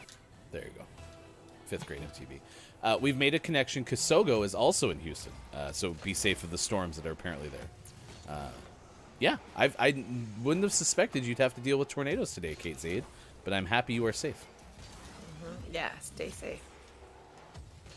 And have you ever been in a tornado drill, or like in a place in the Midwest or whatever where there has been a tornado? Like, I've never heard like the sirens. yeah, yeah. Never had to do that, but I've had to do that. In Minnesota, the sirens go off. And so everyone's like, okay, go downstairs. It's like, do, do, do, do, do, do. it's 7:51 West Coast, 10:51 out east, and 3:51 for those watching GMS in the afternoon. According to business, which by the way, good moron business. Top of the moron. I wish my cat brought me dead animals. Everything he's brought me has been still alive. Oh no. Also, Good moron. to Aura and Gonzo, who are here as well. Yo, there was a crazy thunderstorm last night in San Antonio. Also, good moron, everyone. It's good to see you. I did fly into Georgia. I had to go to a whole bunch of things kind of in the southeast. And so I had to get up to North Carolina, I had to go down to South Carolina, and the cheapest flight kind of in that vicinity was Atlanta. So I did that, and I flew out of Atlanta too. But I wanted to stay in Athens because the next day I was going to wake up and go to University of Georgia and check out the stadium there. And I get out of the airport, I'm driving toward Athens, and all of a sudden the wind's picking up. The rain's picking up. And I'm like, wow, I guess I get to hang out in the storm. And all of a sudden it starts thundering. I get in my hotel room, turn on the TV, and it's like, thank you for watching 8 News, Tornado Watch. And I was like, uh-oh. It's like, I picked the wrong day to get to Athens, Georgia. That was fine. No worries. Let's do sports. That's a 7:52. Hey, Theo, Hey, Ryan. did the Mets win? I don't know. Did they play? That's not an answer. Dang it. I thought I was going to work around that. I'm going to say no. I'll lock that in. Sean, do you agree or disagree? I for sure agree. All right. The answer was no, right? No, Correct. no, no. Beady no, boop, no. beady boop. That's locked in according to Bob. The answer is they did not win, but they also didn't play because the season's over. Ha ha! Got him. However, your Calgary Flames score 4 goals in the first 15 minutes of the game. Man. It was Came out ridiculous. I got there Wait, late, first- and I turned it on, Sean. You missed it all. I know. I don't know what's happening. It's 4:00 p.m. Pacific time. I was like, oh, it's time to watch some Flames hockey. I get there. It's like, oh, we got 4 goals to start. Was it because of a road game? Did we get spotted? Holy cow. Crushed the Devils. It actually ended up being 5-3, so. Well, with a name like Flames, you know, hot. I mean, Look at that. yeah, They're yeah. on fire. Well, whoa, look at that! Look at that! So your Flames are 4-1-1, and if they had beat the Ducks as they should have, because they controlled that game the whole time, we'd be 5-1-0. So, Yeah. You're right. Although I feel like the start of last season felt pretty good, Sean, stop And it with the then- naysaying. Okay? and then injuries happened. No, we're not talking about last season. That was a year ago. This is this season. This season's gonna be great, though. Thank you. I hope. Also, your Seattle Kraken get their first win in franchise history. A 5-1 victory over the Montreal Canadiens, 1-4-1 on the year. Your Kraken. Woo. So, yesterday, Gonzo was in San Antonio. So were the Lakers, and without LeBron James, still beat the Spurs 125-121 in overtime. So, Lakers' second win of the year. Nice. Someone mentioned the World Series starting. That is true. In Atlanta, first swing of the game, it's a home run to left field. 6-2 win over the Astros on the road to take a 1-0 lead. There we go. Any other scores I should report? Anyone want to know about the only MLS game yesterday? Mm-hmm. Sure Okay. Well, your LAF, which I think is LA Football Club, beat your Seattle Sounders 3-0. So there you go. Dr. Chick goes, let's go Krakens. Let me know, Dr. Chick, because I will have season tickets for the Kraken. Not this year, but next year. So I hope next year. I love that they're the Krakens. That is so cool. Just Kraken. Thank you very much. Oh, just Kraken. Kraken. So, Okay. Just Kraken. Just Kraken. What's Kraken? Seattle's Kraken? hockey team. What's Crack-a-lackin'? Yes. Crack-a-lackin'. But it is a great name. I agree. Name's better than the logo. Follow. Check out the Discord for picture of the skunk and picture of Arturo's new poofy bed. They're not the same, by the way. The skunk did not become Arturo's poofy bed. She's different. Could have. There was something else I thought I was going to share this morning Ooh, because I remember seeing it when I woke up, and now I can't remember what it was. It was regarding sports, but I'm not seeing it in my quick scrolling. So coming up tomorrow on sports, our new segment, which is Ryan remembers what he was going to talk about yesterday on sports. Well, that was my first time ever checking out the community chat. And I was like, oh, there's all this happening over here. Welcome. Well, we have to remember, this is Miss Theo's first show, so. Also, remember that I'm almost 40, so I'm much older than That's right. I can remote into your computer and later show you how to use the Discord. Yes. How does this? You guys, is the internet? Hello? Is it working? We're only getting How do I turn this thing on? I can only see your mouth and nose, Theo. Theo, you got to lean back. Theo, did you just get your teeth cleaned? They look beautiful. Oh my gosh. No, but thank you. It's this lighting. Always lighting. All right. Anything else for sports? No, I think that's it. No, but as you were doing such a great job at what you do so well, I literally was thinking, I was like, man, can Ryan just like give the play-by-play of my days? Like, can you narrate like our days? That would be amazing. Please pay your hosts with plenty of voice flattery. Tell me more. Yes. Tell me more. Tell me more. Ryan and I had a great idea for some content. We could do that on TikTok. Yeah. Doing high energy commentary over low energy sports. Oh my God. Yes. Yes. When were we talking about that? Was that on Dude. Sunday? Yeah, I think that was on Sunday because I think we were watching a clip of something. I don't even remember what it was, but I really like this idea. I love that idea, and TikTok is so easy. It doesn't take up a lot of time. You guys should totally do it just when you're hanging out. Okay. We do have the Gaming Morning Show TikTok account. We've not started putting things out on it yet, so look for that in the near future. Ooh, yeah. Last thing from Aura. Rugby Corner with Aura. Rugby season is over. Go home. Sorry. Okay, thank you, Aura. Appreciate it. Oh, business is behind your idea, Sean. That would make sports very interesting. Yeah, see, there we go. All right, next hour, an alligator, an Alabama drain, and at an apartment complex. We have that story for you. Also, Dune 2, which I had hoped to get to the story before Sean had to leave because you're also very excited about Dune. Have you seen it yet? Yes. What? I thought we were going to watch that together. When's that going to happen? I don't know. But we were going to go down to the basement and cuddle. Oh, we'll still do that. I want to watch it again. I missed so much the first time. Oh my God. So does this mean I need to reactivate my HBO Max? Yeah, it's worth it. It's so good. So good. Is it? Feelings are hurt. Where'd it go? Oh no. Where'd it go? That you I found crossed it. a lot. I found it. Took you a second. Thanks. All right. Well, I next moved it. hour, Why'd I move it? we'll talk about not watching movies without your bonded partner. It's a betrayal. Also talk about Dune 2. So, all right. It's Tuesday. Yesterday. Today's Wednesday. It's October 27th, 2021. Come back with more meditation break next with Theo. Facebook Gaming, Twitch, YouTube, Twitter, and at GamingMorningShow.tv. Stop what you can't see. No more chains, yeah, I'm truly free. I pay my dues, it ain't come cheap.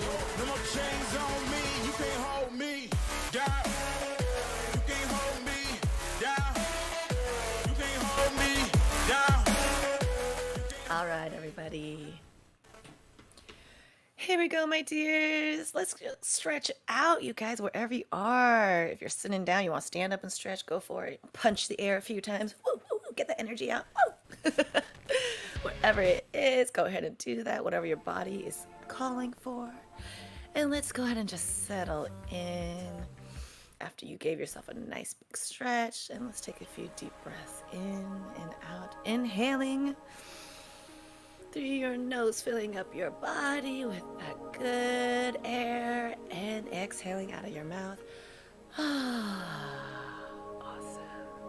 Inhaling again through your nose, filling up all corners of your body. Filling up, filling up, filling it up. Awesome. And now exhaling. Let's inhale again one last time. Taking the biggest breath you've taken all day. Inhale. Inhaling unconditional love for yourself, and exhaling anything that no longer serves you. So let's shake it off, shake it off, shake it off.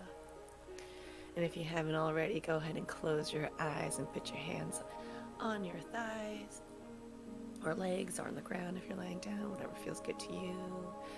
As we relax, imagining ourselves settling into a big, white, fluffy cloud suspended in the air.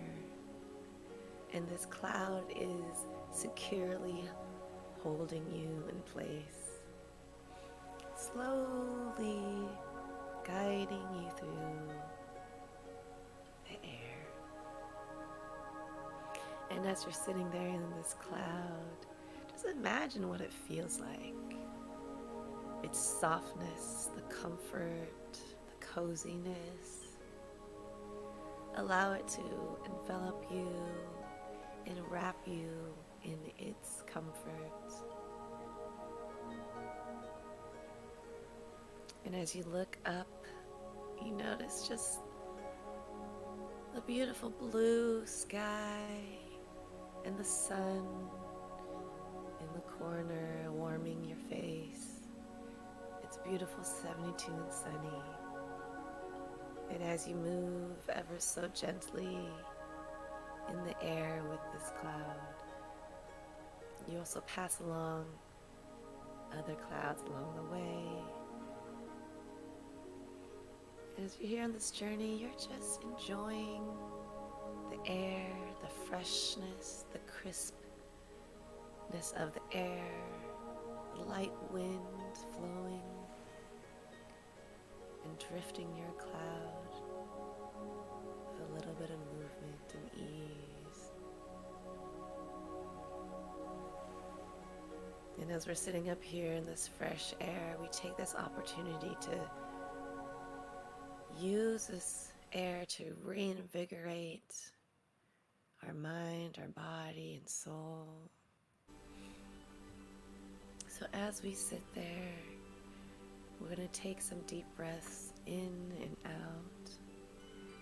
And when we inhale, we're going to imagine this fresh, crisp air entering into our nose, filling up our bodies and cleansing and calming anything that needs attention. So let's go ahead and try that as we're just chilling on this cloud. Imagining the freshness of this air surrounding you, bringing life and rejuvenation, cleansing and energy. So let's take an inhale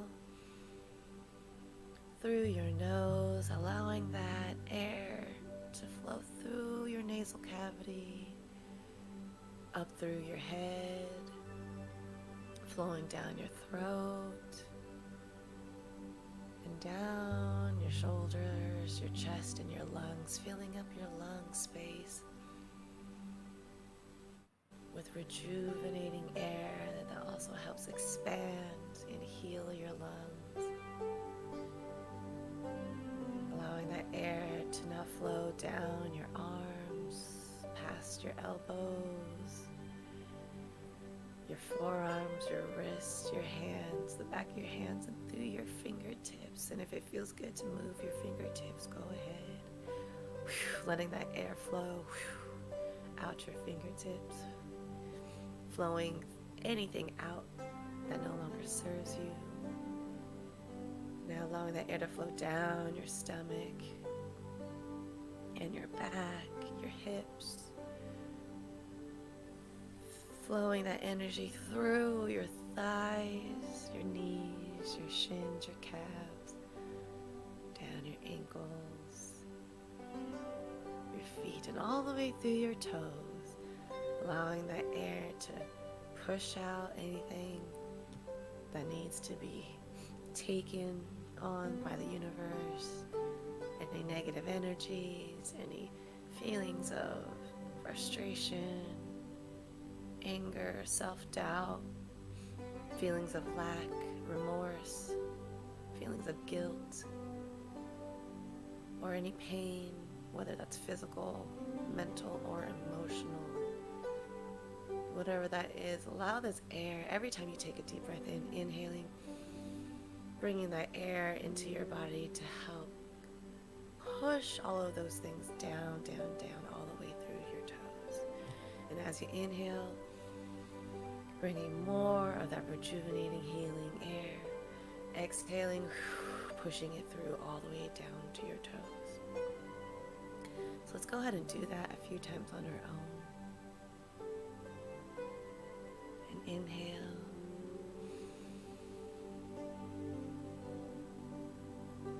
And exhale,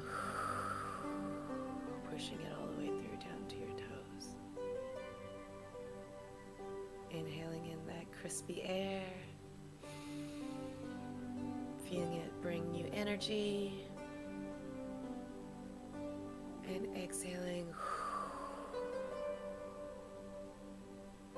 allowing it to flow throughout your body. Inhaling again,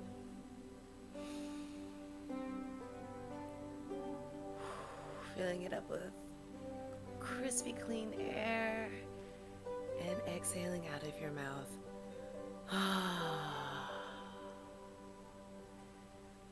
Beautiful, beautiful, beautiful. Now go ahead and just lay down on that cloud and relax. Even though that wasn't very long, we did a little bit of energy work. So continue to breathe.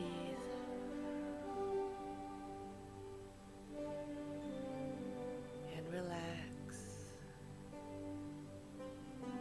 And now allow yourself to enjoy this next moment of silence and sweetness for yourself. 1 minute. And to reflect on your intention for the day.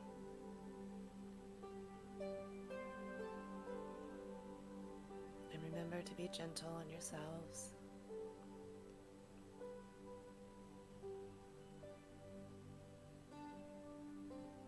And set intentions or affirmations or goals that are easily achievable for you today. Whether that's, I'll talk a little kinder to myself today, or do a little bit of exercise.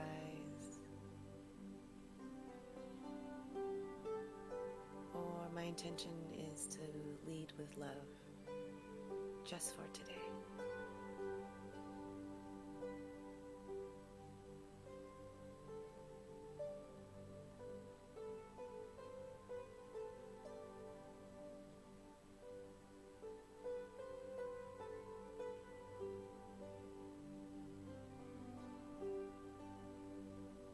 As you close out on those intentions, just hold those thoughts and intentions, affirmations in your heart. And putting your hands into prayer form, just in giving thanks and gratitude to yourself, your higher self, your soul, and the GMS crew. Thank you very much. Thank you, Miss Theo. Meditation break, gaming morning show. I'm going to be a little bit louder than Miss Theo was. I'm just going to kind of ramp you back up to the levels we have for the show. So I'm happy y'all were calm. I don't want to blast any eardrums out. I just learned from King Gray that apparently me whispering 1 minute can be heard by people, because I would always wondered. So now we know. Knowing's half the battle. So there we go. It is time for the FHC. That is absolutely correct, KJ. This is Gaming Morning Show. Thank you for being here. Appreciate it. This is for Scott Chick. You get a second dose. Who's got the cutest pet on the internet? I have this one, so cute. That's Arturo. We shared a lot of cat stories in the last hour on this Wednesday, October 27th, 2021. Thank you for being here. I am Hefty Goof. Hello to the final hour crew. It is great to see everyone. Golden Plays Drunk Games just learned about Miss Theo's meditation break, potentially. If not, you walked into heaven. We do it every Wednesday in the 8 o'clock break. King Gray is here as well, part of the FHC today. Hello, FHC. It's good to see you. Forgiven John, thank you for the dab and the good moron to you as well. Chris M. Yee, Mayor of the Internet. ambassador of the Final Hour crew, is here as well. Who is probably in the shower. It's good to see you. Sis, thank you for hanging out with us the whole time. Gonzo's been here since the last hour as well. It's been a lot of fun so far. We have a whole bunch of folks who have been here. Yeah, no, I know, Gray, but you stayed, and that's what matters, is you are 1HC, and now you're FHC, and that it's a linear thing, you know. My nose itches. So, anyway, whoever's here, who was here in the first hour, and stayed through the second hour, and now here's for the third, thank you. It's been a fun show. We've had a good time. It is Black Cat Day. There's mixed information about this. Apparently, it's a day that's supposed to put the spotlight on black cats and black canines, because of the fact that they allegedly are adopted at lower rates. And then we read a story, top 10 list from Mental Floss, that told us that they're not. So one of those two is correct. Somebody's lying. But what we can tell you is just adopt a damn cat. And whether it's black or tabby or orange or whatever the case, you'll love your new friend, maybe. Even if it started out by peeing on all your stuff. So, which was the case with Arturo. That is Miss Theo. Everyone loves the meditation break, and now King Gray is going to hire you as the personal assistant to the Taco Tuesday and help you put Gray in calmness every single day. Okay, well, all I heard was Taco Tuesday, so I'm down. That's true. Theo, I think, has several passions, but food-wise, tacos and pizza, I'm pretty spot on with that, right? Yes, I love pizza. Like, yes. Oh, so it is pizza first. Yes. Well, next... I mean, I love tacos, but it's not one that I, like, you know, I'm obsessed with. Next time that you get up at 2 a.m., just let me know, and we can watch I Am the Pizza Babe together, who's our favorite streamer based in Italy. So... I love Italian food. So shout out, I Am the Pizza Babe, at twitch.tv/I Am the Pizza Babe. Slightly awkward bit of sass, quite a ditz, and a loyal friend. That's not too bad to look at. On a scale from 1 to 10, I'm like a 7, as self-described by twitch.tv/I Am the Pizza Babe. I love follow. I actually had pizza where they quote-unquote invented it, or they say they did, in Naples. Neapolitan pizza, delicious. Not bad. It was pretty okay. Nice. Yeah, Bob's told me lots that Bob likes pizza. Bob says, pretty okay. Golden says, I keep missing Pizza Babe these days. Well, I mean, listen, I don't know where you're located, But I only get to catch pizzas, like the tail end of pizza stream, if I'm up at like 4 a.m., which you all know me. That happens more often than not, but still. Kusogo says, what's the best smell? Baking bread, roasting potatoes, or grilling meat? Baking bread. Baking bread. Okay. When at school, I don't know if you remember that they had, my dorm was right next to the bread company, the Wonder Bread. Do you remember that? Yeah. And every morning, it was just a whiff of fresh bread. Oh, it was so yummy. So yummy. One of my favorite places, by the way, is to go to the bread outlet store. And Wait, while what? you're so like all these places, like in the Pacific Northwest, there's Franz and Oro Wheat, right? And they all have these outlet stores. And it's where they take all the bread that they can't sell at mass. And by no means is it fresh baked. I don't want to confuse anyone with that. Yeah, but still good. But you can get like 8 loaves of bread for like $1. And Oh my God. yeah. But they also have like their Danishes and stuff, which is a person who likes preservatives. Big fan. Big fan. Yeah. So okay. So I thought of you last night because I went to Trader Joe's and I bought this thing of like either dark chocolate covered peanut butter cups. Yeah.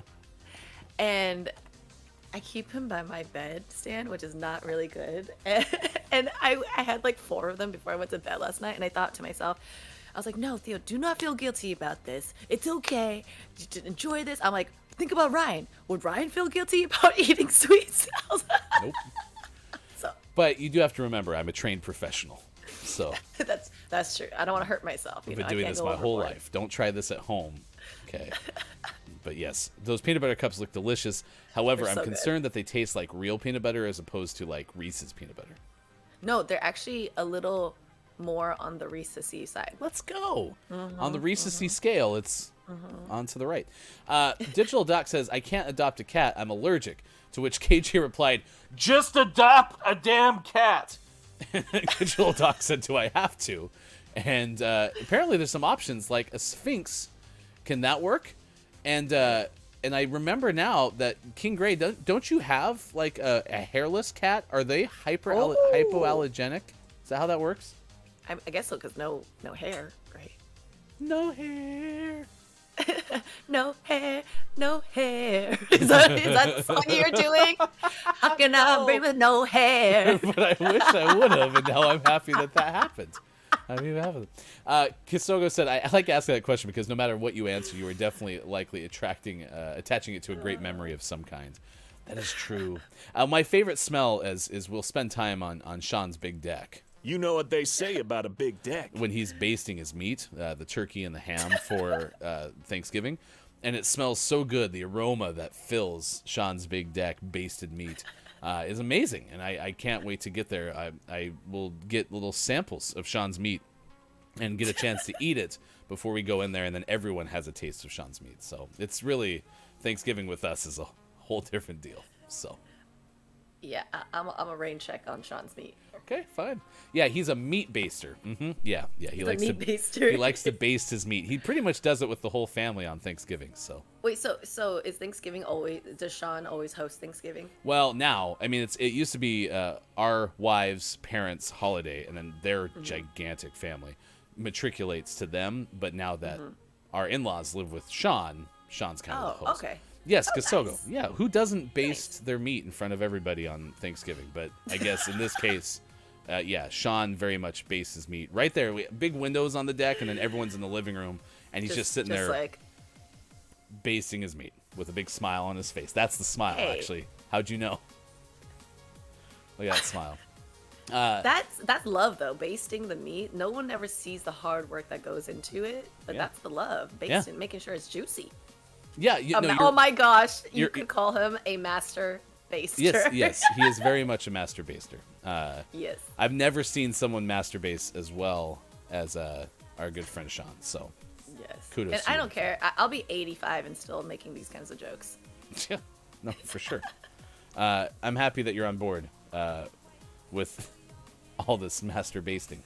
An alligator was in Alabama. This is not the punchline to a joke. This is a lead to a story. If you've ever been to Alabama, there's potential to run into a gator. That could happen, right? This is from SF Gate, to which Look It's Mike O, who preps these stories, editorialized SF Gator, which is hilarious to me. Nice. And at an apartment complex, there was an alligator hanging around as children were coming home from school, which I can't imagine is a good thing.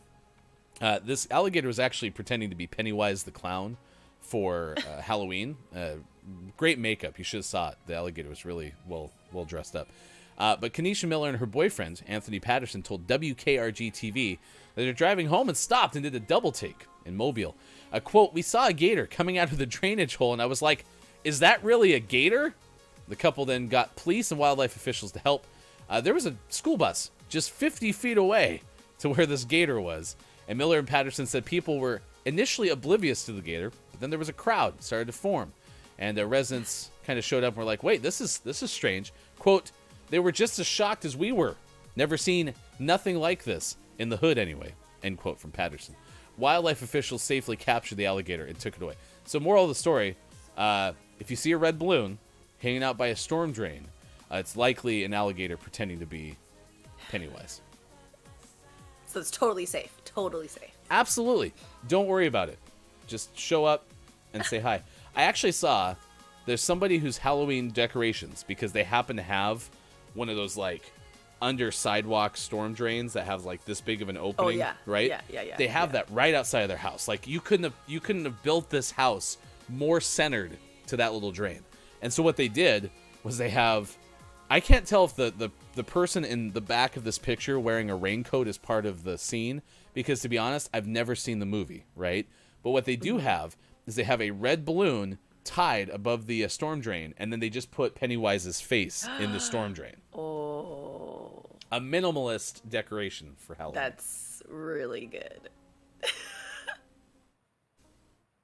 I like how creepy. chat's still talking about masturbating. They are. They have not moved on from this conversation. I don't think they've even heard anything you said for the last 5 minutes. I was talking about fantastic Halloween decorations, but fine. You all just keep talking about masturbating. Yeah, we're a show, Gray. We're on the radio. You might have heard of us. All right, let's play Google Feud with our good friend Miss Theo. Everyone loves Google Feud, including our good friend Look It's Mike O. This is fun. We get to start off with diarrhea on this edition. Diarrhea. Diarrhea. Gross. That sound that If you're making. you're sliding into first and you feel a little turd, squirt, right? If you're sliding into first and you feel a little squirt, diarrhea. Oh diarrhea. my god. I'm sorry, Hofbrew. This is poop on steroids. If you're sliding into second, what is that? I don't know. I don't And know you what feel song a you're little- singing. But What? all I What? keep You've hearing. never heard of this? No, and all I keep hearing in my headphones is, and that sound is a little disturbing. You've never heard of this. If you're sliding into third and you feel a little turd, diarrhea. If you're sliding into home and you feel a little foam, diarrhea. What are you doing? Was this life for you? Oh, Elementary school. No. wow. What are you no one talking heard. about, Brendan? When Has you're sitting in a no one Chevy heard and of- you feel something Yes, heavy? that's what it is. Chevy. Yes. That Oh is my also God. true. Digital Doc says this is one of the grossest things that's occurred on the show. Never thought it would be Miss Theo. I'm full of surprises. Well, I will have to now, if you could, since you've now discovered the community chat on our Discord, if you could put a link to the song, I think we'd appreciate it. Oh, I'll have to find it to see. Oh, I'm sure it's there. Let's see. Diarrhea song. Google diarrhea song. Sis says, I have never heard this song before, and I am here for it. Kids. So, Diarrhea song. full of surprises what and full comes of up. poop. Got him. Oh, Yes. Chris M.E. says, this is Fudge Village now. Yes. we're here. Oh, Oh, no. Theo, is that your next big hit? Are you going to cover that song? Fudge Village. Wait. Okay. Are you guys Dave Chappelle fans? I like Are you Dave fan? Chappelle in Men in Tights. Oh, he's so good. He's so good. Well, he does a skit where he's redid R. Kelly's song, Ignition, but he's talking. Oh God, it's really actually really terrible. now that I talk about it because the subject is kind of sensitive. But he talks about peeing and pooping, and he has a toilet on his face. It's like, I wanna pee on you and poop on your guts. Never mind. Moving Let's on. play this game. This is Moving Google on. Feud. This is my fault, chat. I just want to say that I don't think anyone in chat cares, but I would like to point out that it was my fault that we got to this moment because I did Yes, say I'm sorry. in the autocomplete search that we ourselves have to figure out which one's the number one most returned Google search. When you type the phrase "my dog has," you get something like this. I want to acknowledge that I've been reading Dave Chappelle headlines Yes. that are regarding, I believe, the transgender community. Am I close on that? Does anyone know this for a fact? Because if that is the case, I don't have enough knowledge to address any of that, or else me I would be either. happily able to talk about it. So my apologies if that's something I should have more knowledge of at this moment. I want to finish the game, which is my dog has. Okay, so Theo, you get to go first. Is the number one autocomplete search return when you type "my dog has" diarrhea and vomiting, diarrhea with blood, a runny nose, dry flaky skin and scabs, or just diarrhea?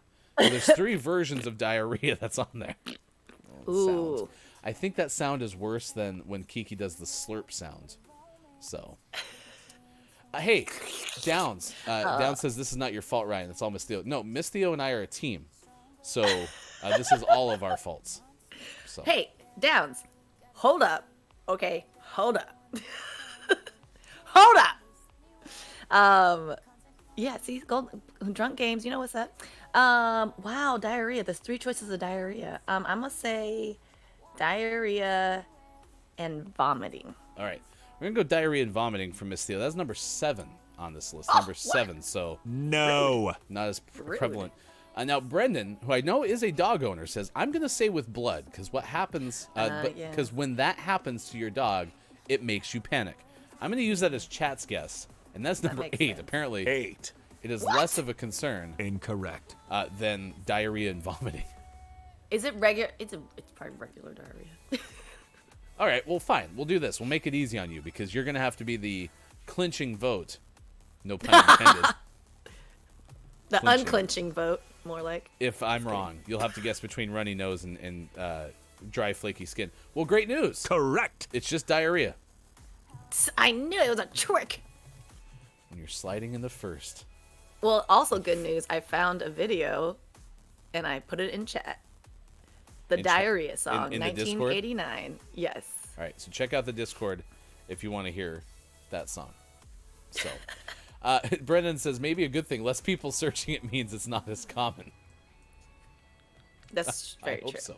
All right, next one. My eyes look. My eyes look. You get to go first, Chad, on this one. My eyes look glassy. Not gassy, but glassy. Okay. Dead. Weird on FaceTime. Different or tired and old. Tired and old. Those are your choices. Kasogo is going to take the first big swing and go FaceTime. That is number 8. 8. So not correct on the first try. I will go second. I'm going to go... My eyes look different. You know, in the immediate state of recognizing that your eyes don't look as they usually do, you're just saying... The only thing you can fathom to call them and refer to them and describe is different. So you just kind of in a quick moment of panic look it up. And 7. I was wrong. Incorrect. All right, you get to go, Theo. Okay, let's go with glassy. Glassy. Glossy was the guess from Glossy. Golden Drunk Games. It's glassy. So you and I think Golden are on the same wavelength here. Glassy is number 6, so we're stair-stepping 6. our way up there. Nope. So it's up to you, chat. Here we go. Is it dead or tired and old? What do dead eyes look like? I don't. Let's try. Let's we just try. Like, okay, yeah. Disassociation. It's like disassociation. Look at me with dead eyes. I can't do it. How about one dead eye? All right, I'm gonna try. To You try. You try. Go. Yeah, that's a little more dead. A little more. Yeah. No. Oh, that's more smizing. You're. Oh, now you're smoldering. Smile without your eyes. All right. Who picked first? Tired and Old was Gonzo's pick, as was Downs. We're going to go with Tired and Old for the win. Correct. Ding, ding, ding. You did it. Yes. I didn't want to pick that one because I was just thinking like, nah, we're not like that vain. But yeah, it makes sense. We are that vain.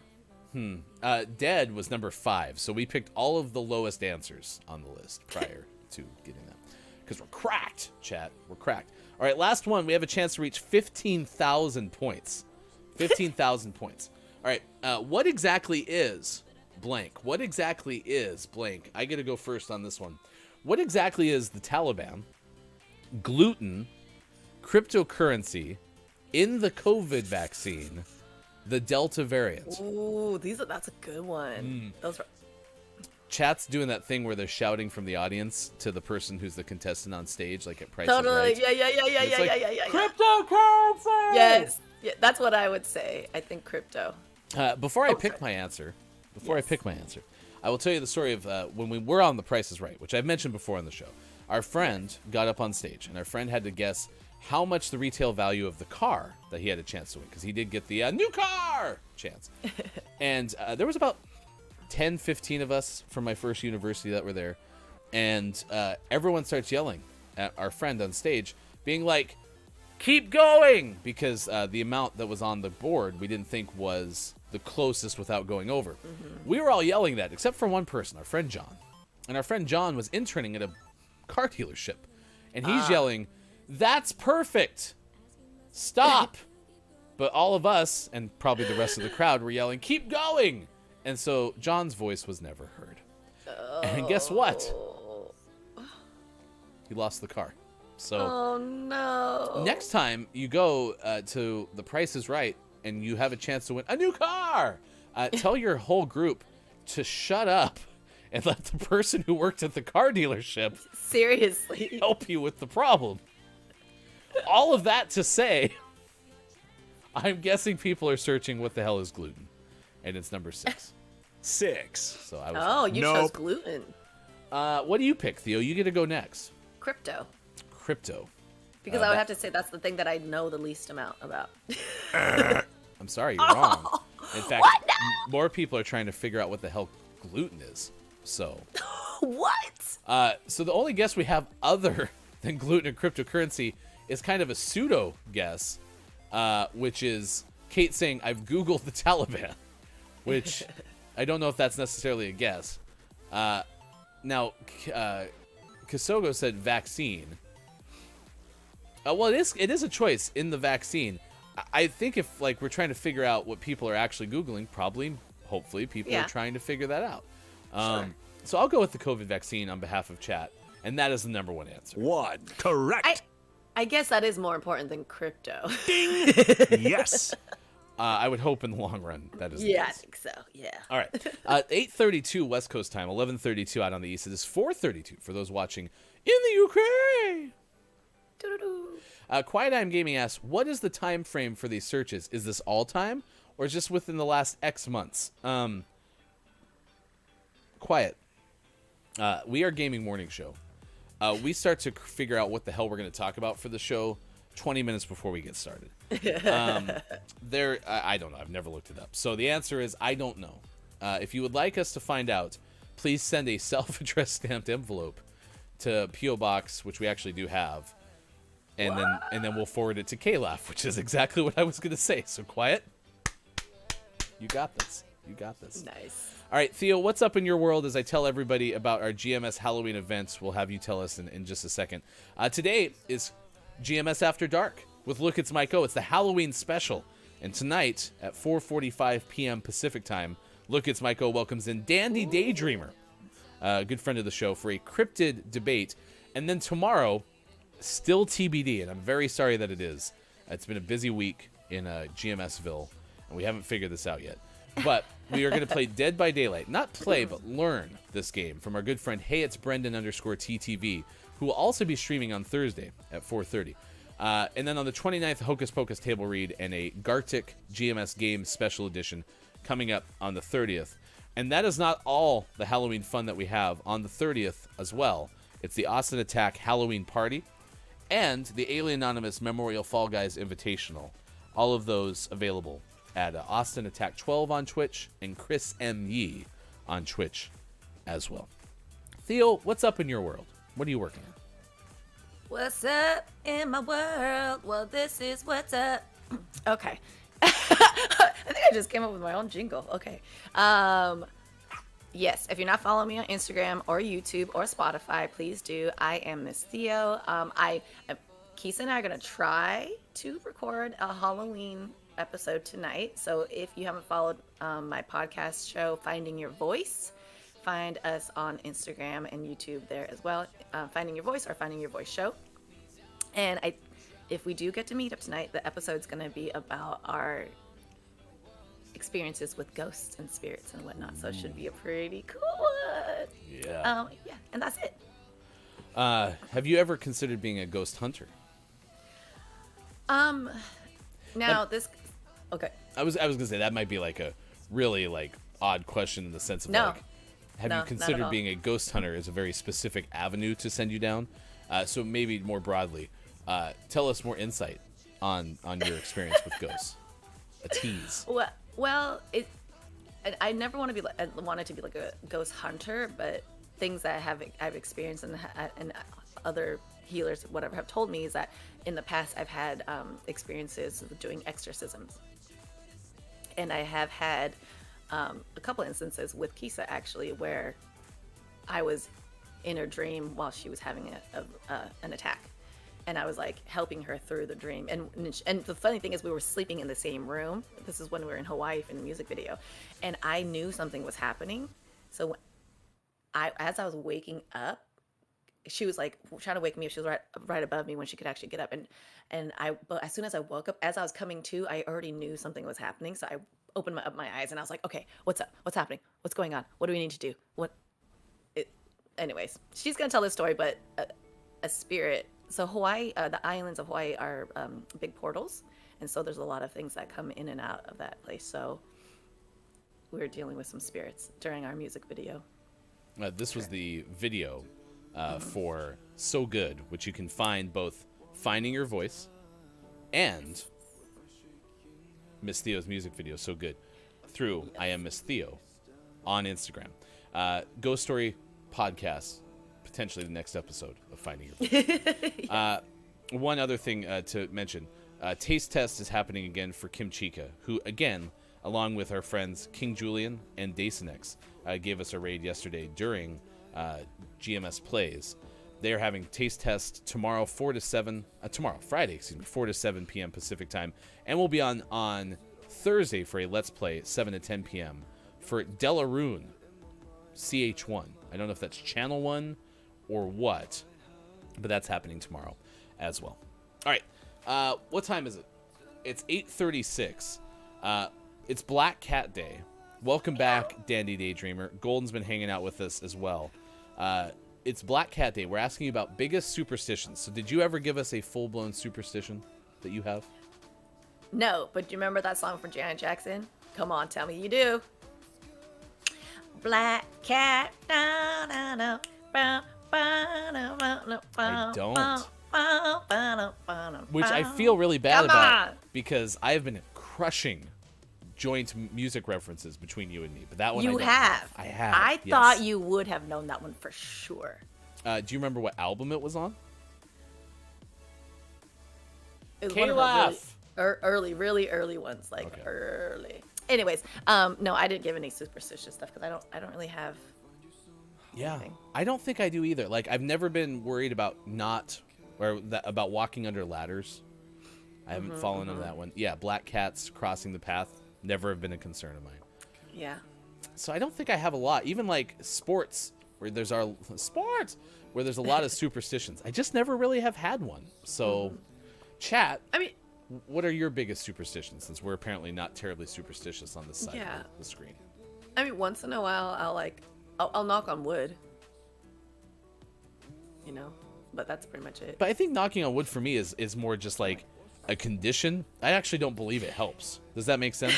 Like, Yeah. Like, we all have been told, hey, knock on wood, right? Like, we're Yes, used to that yes. phrase. Yes. At least we are in the U.S. It's more of an OCD thing now. It's like you just kind of have to do it, just like Yeah. to do it. Someone also, we asked to share a lovely story about your favorite black cat, and I think Downs was the one who started us down this path. Have you ever heard of Postman Pat? What? Yeah, apparently. Have you ever heard of Fireman Sam? Maybe Fireman Sam, but not Postman Pat. Okay, so these were Who are children's these? shows, and apparently Postman Pat in the UK had a black cat that was very well received by Downs. So Very nice. Downs says, I cross my fingers for luck sometimes. That's a pretty good superstition. Dandy Daydreamer, don't blow out candles without saying goodbye or you'll upset the deities or spirits. Yes, so I no longer blow out my candles. I snuff them out every single time now. I didn't know It about that one. Yeah, it upsets the fire gods. No kidding. How do you snuff them out without burning your hands? Well, I use you know, sometimes candles come with like tops. I just use the top of the jars, or I'll use something. My brain went on your birthday cake. Oh, You're talking about just like everyday candles that you buy at the store. yes. I actually learned that from my wife. Was you just put the top on the candle and bada bing, bada boom, candle goes out because it's deprived of oxygen. So Oh, good science. yeah, science. Science. Golden says I don't write my name in red, though that's a Korea superstition. I've never Wait, heard that one either. what? Don't write your name in red. Ooh, interesting. I have a red pen literally in front of me right now. So that's good. I've learned. That's the second one I've learned today because the first one was from Kasogo about the don't step on books or else you won't be smart. Which also then, what was the one about going blind? That got us on. That was actually pre-master basting. Someone had been told that they should stop an activity or else they would go blind, but it was not the one that's related to the big deck conversation. Gosh, I Wait, can't remember that. Have you guys ever heard of, and I don't know if it's just my family, whatever, like if you look at the moon or point at the moon or something, you'll get holes in your ears? No, that one's a good Okay. one. Tell me more. Okay. Or is I don't that- know. I just remember my cousin saying that to me when we were younger, so I wouldn't like point at the moon for some reason. Huh. I like that one. Because I had heard, of course, don't look at the sun. Mm-hmm. Yes, Downs. Thank you for that recall. Wet hair in bed, we were told would make you go blind. What? What? Well, and that Wet hair? and that's where I realized, like, I think parents had this, like, reserve Yes. of you'll go blind when they wanted you to stop something. Stop eating that cake. You'll go blind. That Stop one eating never, too much candy. that one You'll never go worked on blind. me. Oh, Oh, it was you, Dr. Chick. Thank you. Yes, that was Dr. Chick who contributed that one earlier. So, yeah. That is so funny. You know, I still go to bed with my hair wet. I'm Well- a child, I swear. Can you see? Yes. Okay, so far so good. Yes, so far for so good. disproving that theory. So Yes. And LASIK, man. LASIK all the way. Life changing. you've had LASIK? Yeah, oh my God. It's so amazing. If any of you have struggled with like contacts or if you have allergies and you know what that's like, oh, it's terrible. Waking up and just like seeing all of a sudden and not having to deal with all that. Oh, amazing. Yeah, and we've talked about this because I do wear contacts, and I don't want to do LASIK yet because contacts have not become a problem for me, right? But I could totally understand if, you were like having issues with your eyes or something, and it's really tough to put in like if my contacts ever become a hassle for me, then yeah, I'm gonna be far more receptive to LASIK. But right now, getting Do you this ever surgery- get okay, yeah. So you don't mind doing it every day, like putting. Nope. So one of the main reasons why I decided to get it though is also because in case of emergencies, right? And we have a natural disaster or whatever, and I don't have access to my glasses or my contacts. That's Yeah. one reason in a zombie apocalypse that I would be okay. For the Well, most part. that's why I have Vision. friends who can see, so you'll just guide me. Okay, perfect. Just follow me. You might have to be the first one to go. I'm like, oops. There goes. Listen, I'm going to be the slowest one, so it's completely fine. Well, I like this conversation. 8:43 West Coast time, 11:43 East Coast, and 4:43 for those watching GMS in the afternoon. Brendan said, in customer service, it's taught to not give out red pens. Oh. We're learning all sorts of stuff today. Okay. Okay. Kasogo said, there are some people in Korea that believe if you sleep in a room with the windows and doors closed with a fan on, you can die. Huh. I'm writing that one down. But not with red pen, right? Yeah. Even though that is a red pen. Is that an outside red pen? I mean, is the color of the pen red? Mine? Yeah. It's a mashup.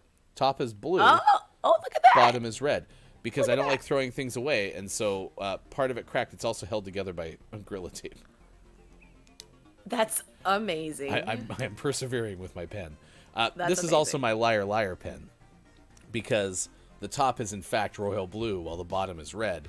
And so if I ever did this pen that I hold in my hand is royal blue. Nice. Pen is blue. Pen is blue. Nice. All right. Nice reference. Kasoga said, I always heard you get sick if you go to bed with your hair wet. Yeah, like a cold or something. Quiet said, this is going back to whatever you're doing going blind. Quiet goes, maybe I want to go blind, Mom. Maybe. Ryan, the latter superstition is just good advice because it could fall on you. It could. Good point. Good point. Hasn't yet, though. Also, Gonzo says, same Ryan, I haven't had issues with contacts either. Just Marco Polo everywhere. Yeah. Let's reenact. Theo, we're in a zombie apocalypse right now. So look, they're all around us. Okay. Theo, I can't see because I didn't put my contacts in yet. And then all you hear is me running away from you. Okay, apparently Theo's not going to Marco Polo me to safety. Fine. I'm dead now. You're on your own. Bye. Oh, so Kim Chica's here. Good moron to you, Kim Chica. Thank you for being here with the final hour crew. Hello, FHC. We were just talking about Kim, Jenny specifically. Taste test and Let's Play coming up on Friday and Thursday, respectively, this week. But fan death, it is a real thing. My mom always taught me not to sleep with a fan on. LMAO. Well, there we go. So we have a confirmation of the fan theory from Kasogo. So there you go. Thank you for that. Ryan, just buy new pens. No, I don't want to buy new pens. I have a perfectly good pen that has a top and a bottom. Yeah, it still works. It still works. Yeah, I don't want it to. I will when I need to, but I'm trying not to. So, Gonzo said, you're just going to be standing there yelling Polo the whole time.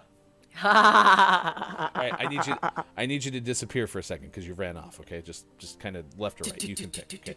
So Theo's no longer here, and I'm just sitting here like this. Polo?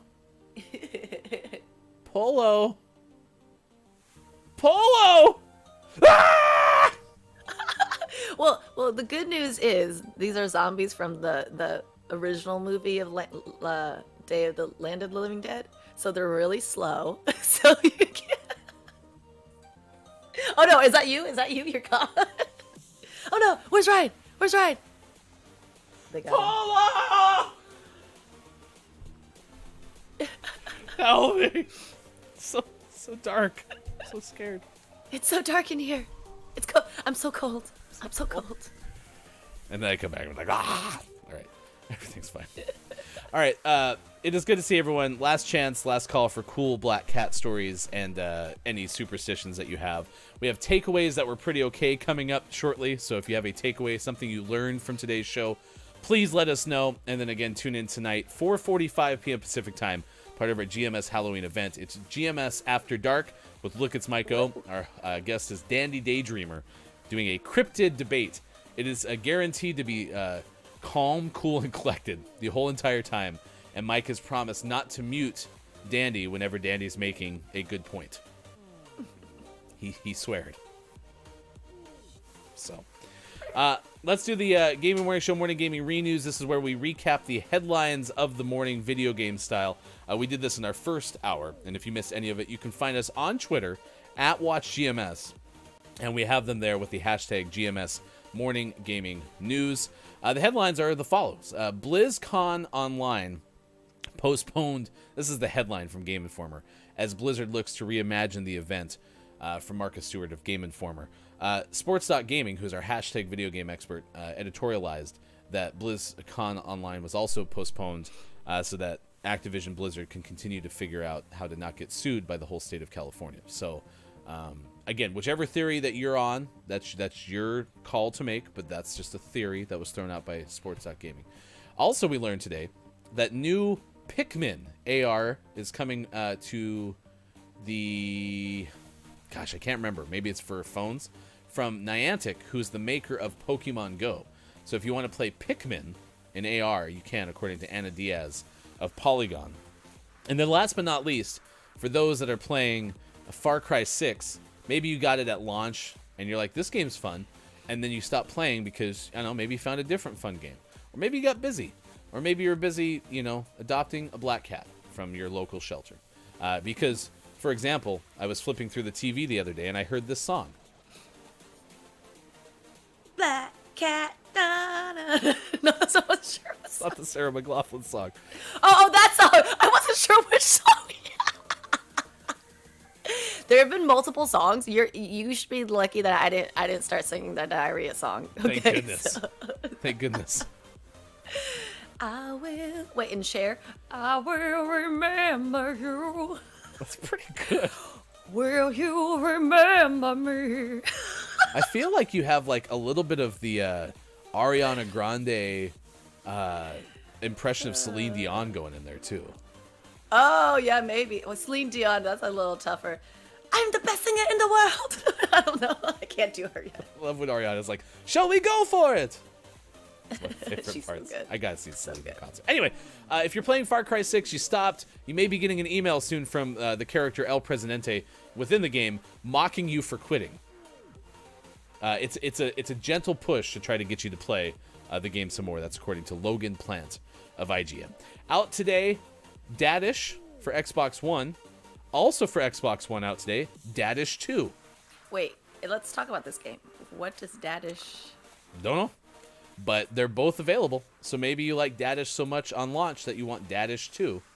There They you do go. dad things, like they hang out with other dads and like start a dad band. Kind of. It's everything that you're thinking right now, but not full that. So it's kind of dad-ish.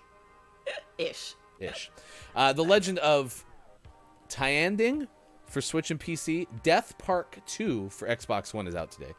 Princess.loot.pixel.again is out today for Switch. And Lucid Cycle is out today for Switch. But our name of the morning, which again, follow us on Twitter at WatchGMS. Hashtag GMS name of the morning. Pumpkin Jack out for PS5, Xbox Series X and S.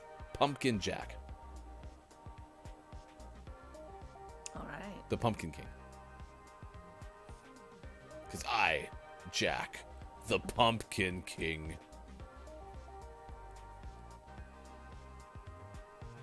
Ella was so cute. It's a dad radish.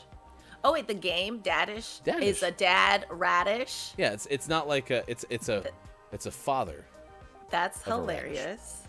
Um, That's so cute. by the way, and Jenny just said very good reference. I'm hoping that is to the Pumpkin King because I watched in Portland this past weekend. I went to Nightmare Before Christmas, but all the music is played live by the Oregon Symphony. Okay, that's cool. It was really neat. And That's it was really cool because first off, almost every song was held up from what you remember in the film, except the Oogie Boogie Man song. You remember that one where you have Santa Claus down in the basement? Yeah, that one was the only one that like didn't have quite the same oomph to it as it does in the movie. But yeah, it was really cool, and I would do it again. They apparently are doing a series of these where they have the movie playing and then they do live accompaniment to it. Yes. They've done that. They've done that at the Hollywood Bowl, but with the actual composer and stuff. Yeah. Jealous. Oh, that's pretty cool too. Jealous. So highly recommend it. The symphony back in there, which was really cool. And the oboe was the star. Ooh, oboe. Don't get a lot of that oboe love. Get that oboe action. What? All right. We're going to do clip of the day and takeaways that were pretty okay, chat. What is something you learned from today's show? We would appreciate you letting us know. I want to give our Billy Thundergun Teammate of the Match Award winner to Kisogo. Billy Thundergun, Teammate of the Match Award. Because Kisogo opened up with what I'm going to share as my takeaway that was pretty okay, but then was able to come through and give us the information about the superstition in Korea, to which Kim Chico was able to confirm. So all of that is great. And so Kisogo, for your second show, after joining us off the Inner Punkness raid we had on Monday, I believe, well done. You were runner-up yesterday, and today you are the winner of the Billy Thundergun Award. It's time for the clip of the day. Hey. The clip of the day. Hey, hey. Here it is. It's the clip of the day. Hey! Toot toot. Moron. To Hey, it's Brendan _TTV, with whom we are playing Dead by Daylight tomorrow. We're actually learning this game. Time to be released as part of our GMS Halloween event. Tonight, it's GMS After Dark Halloween special with, look, it's Maiko and Dandy Daydreamer. They're going to debate cryptids. It's going to be very civil and well organized. And then on the 29th, a Hocus Pocus table read. The 30th, we play Garctic. Available. So, RHS Jack is here as well. It's good to see you, Jack. Top of the Moron. They were my favorite band for a long time. Also, I can't wait to not buy a PS5 at any stores, no matter how much I want it. Should we send I Jack got the only one. Should we send Jack a PS5? Yeah, Jack can have my PS5. Okay. Yay! Go. See, it's disappearing already.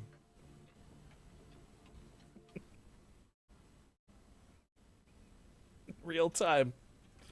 Sean started to fade away as his PS5 was given to RHS Jack. It was quite a sad moment, but someday we'll see our friend Sean again. Someday we will see our friend. We appreciate you being here. It's been a lot of fun to have you hang out with us today on this edition of Gaming Morning Show. We will, of course, be back tomorrow for more fun and shenanigans, as we are Monday through Friday, 6 to 9 a.m. Pacific time on Facebook Gaming, Twitch, YouTube, Twitter, and at GamingMorningShow.tv. Theo, what is something you learned from today's show? What is your takeaway that was pretty okay? That you may be a scaredy cat, pun intended, but you like chasing tornadoes. Yeah, I don't. Interesting. I don't like being scared, but I think chasing tornadoes would be pretty okay, to be honest. So I don't know. Adventure time. I know where we're gonna send you. I've been waiting to send you over to this person for a while because I found them quite a while ago. We're gonna send you over to Pea Soy Milk, which, forgive me if the syllables to that is supposed to be differently, but they are decorating Froggy Island as part of Animal Crossing. It's Chi-Chi, your favorite agender cozy streamer. Join me in my cozy safe space. That is the description of Pea Soy Milk as we send you over there at the conclusion of today's stream. But I've enjoyed watching the streamer over the course of a couple weeks now. So please say good morning from GMS. We would appreciate it. That was your takeaway. That was pretty okay. What else did we learn today? We got Gonzo saying that Sean got Thanos snapped, which, yeah, that was part, according to Brendan, too. Sean relinquished his PS5, and that was part of the Thanos snap. Kasogo said, Bowles, I'd like to thank my agent who booked me here by accident, my mom who always made me sugar sandwiches, and, of course, Berturo, which is another takeaway that was pretty okay when we saw Arturo get combined with Bear in the back of Sean's stream, which was great.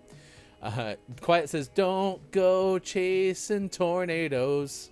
Oh, I got a totally different song. What'd Don't you go get? don't go chasing tornadoes. I wouldn't if I tried. Wow, we're on different wavelengths today. That was Don't Go Breaking My Heart, right? Yeah, don't go breaking my, yeah. What is that from? It's like a classic song. It's a classic. Don't go breaking my. But You what might have is that? seen you might have seen it in like Sing or something, probably, because you're with kids. Maybe. Takeaway from Kisogo: you're never too old to relearn the diarrhea song. That is true. Chris, my takeaway is that Theo is both an agent of peace and chaos. That is actually, yes, that's an accurate description of me. Oh, it's the Elton John song, Yes. and it's a great karaoke couple song. Oh. Or, duet. You don't have to be a couple to sing karaoke. I feel like we have to do a duet one day. I'd do it in a heartbeat with you, Theo. I'd be honored. You would duet it in I a would heartbeat? duet with you in a heartbeat, as long as you don't go breaking my heart. Please. Everyone, please say good morning from GMS to Pea Soy Milk, and we will see you again tomorrow. Big thanks again last night while we were playing Fudge Village to King Julian, DDP, to Dason X, and to Kim Chica for giving us the raids yesterday. That was a lot of fun. We were very thankful. Please go say hi to all these great folks I'm shouting out right now. King Julian, Dason X, and Kim Chica.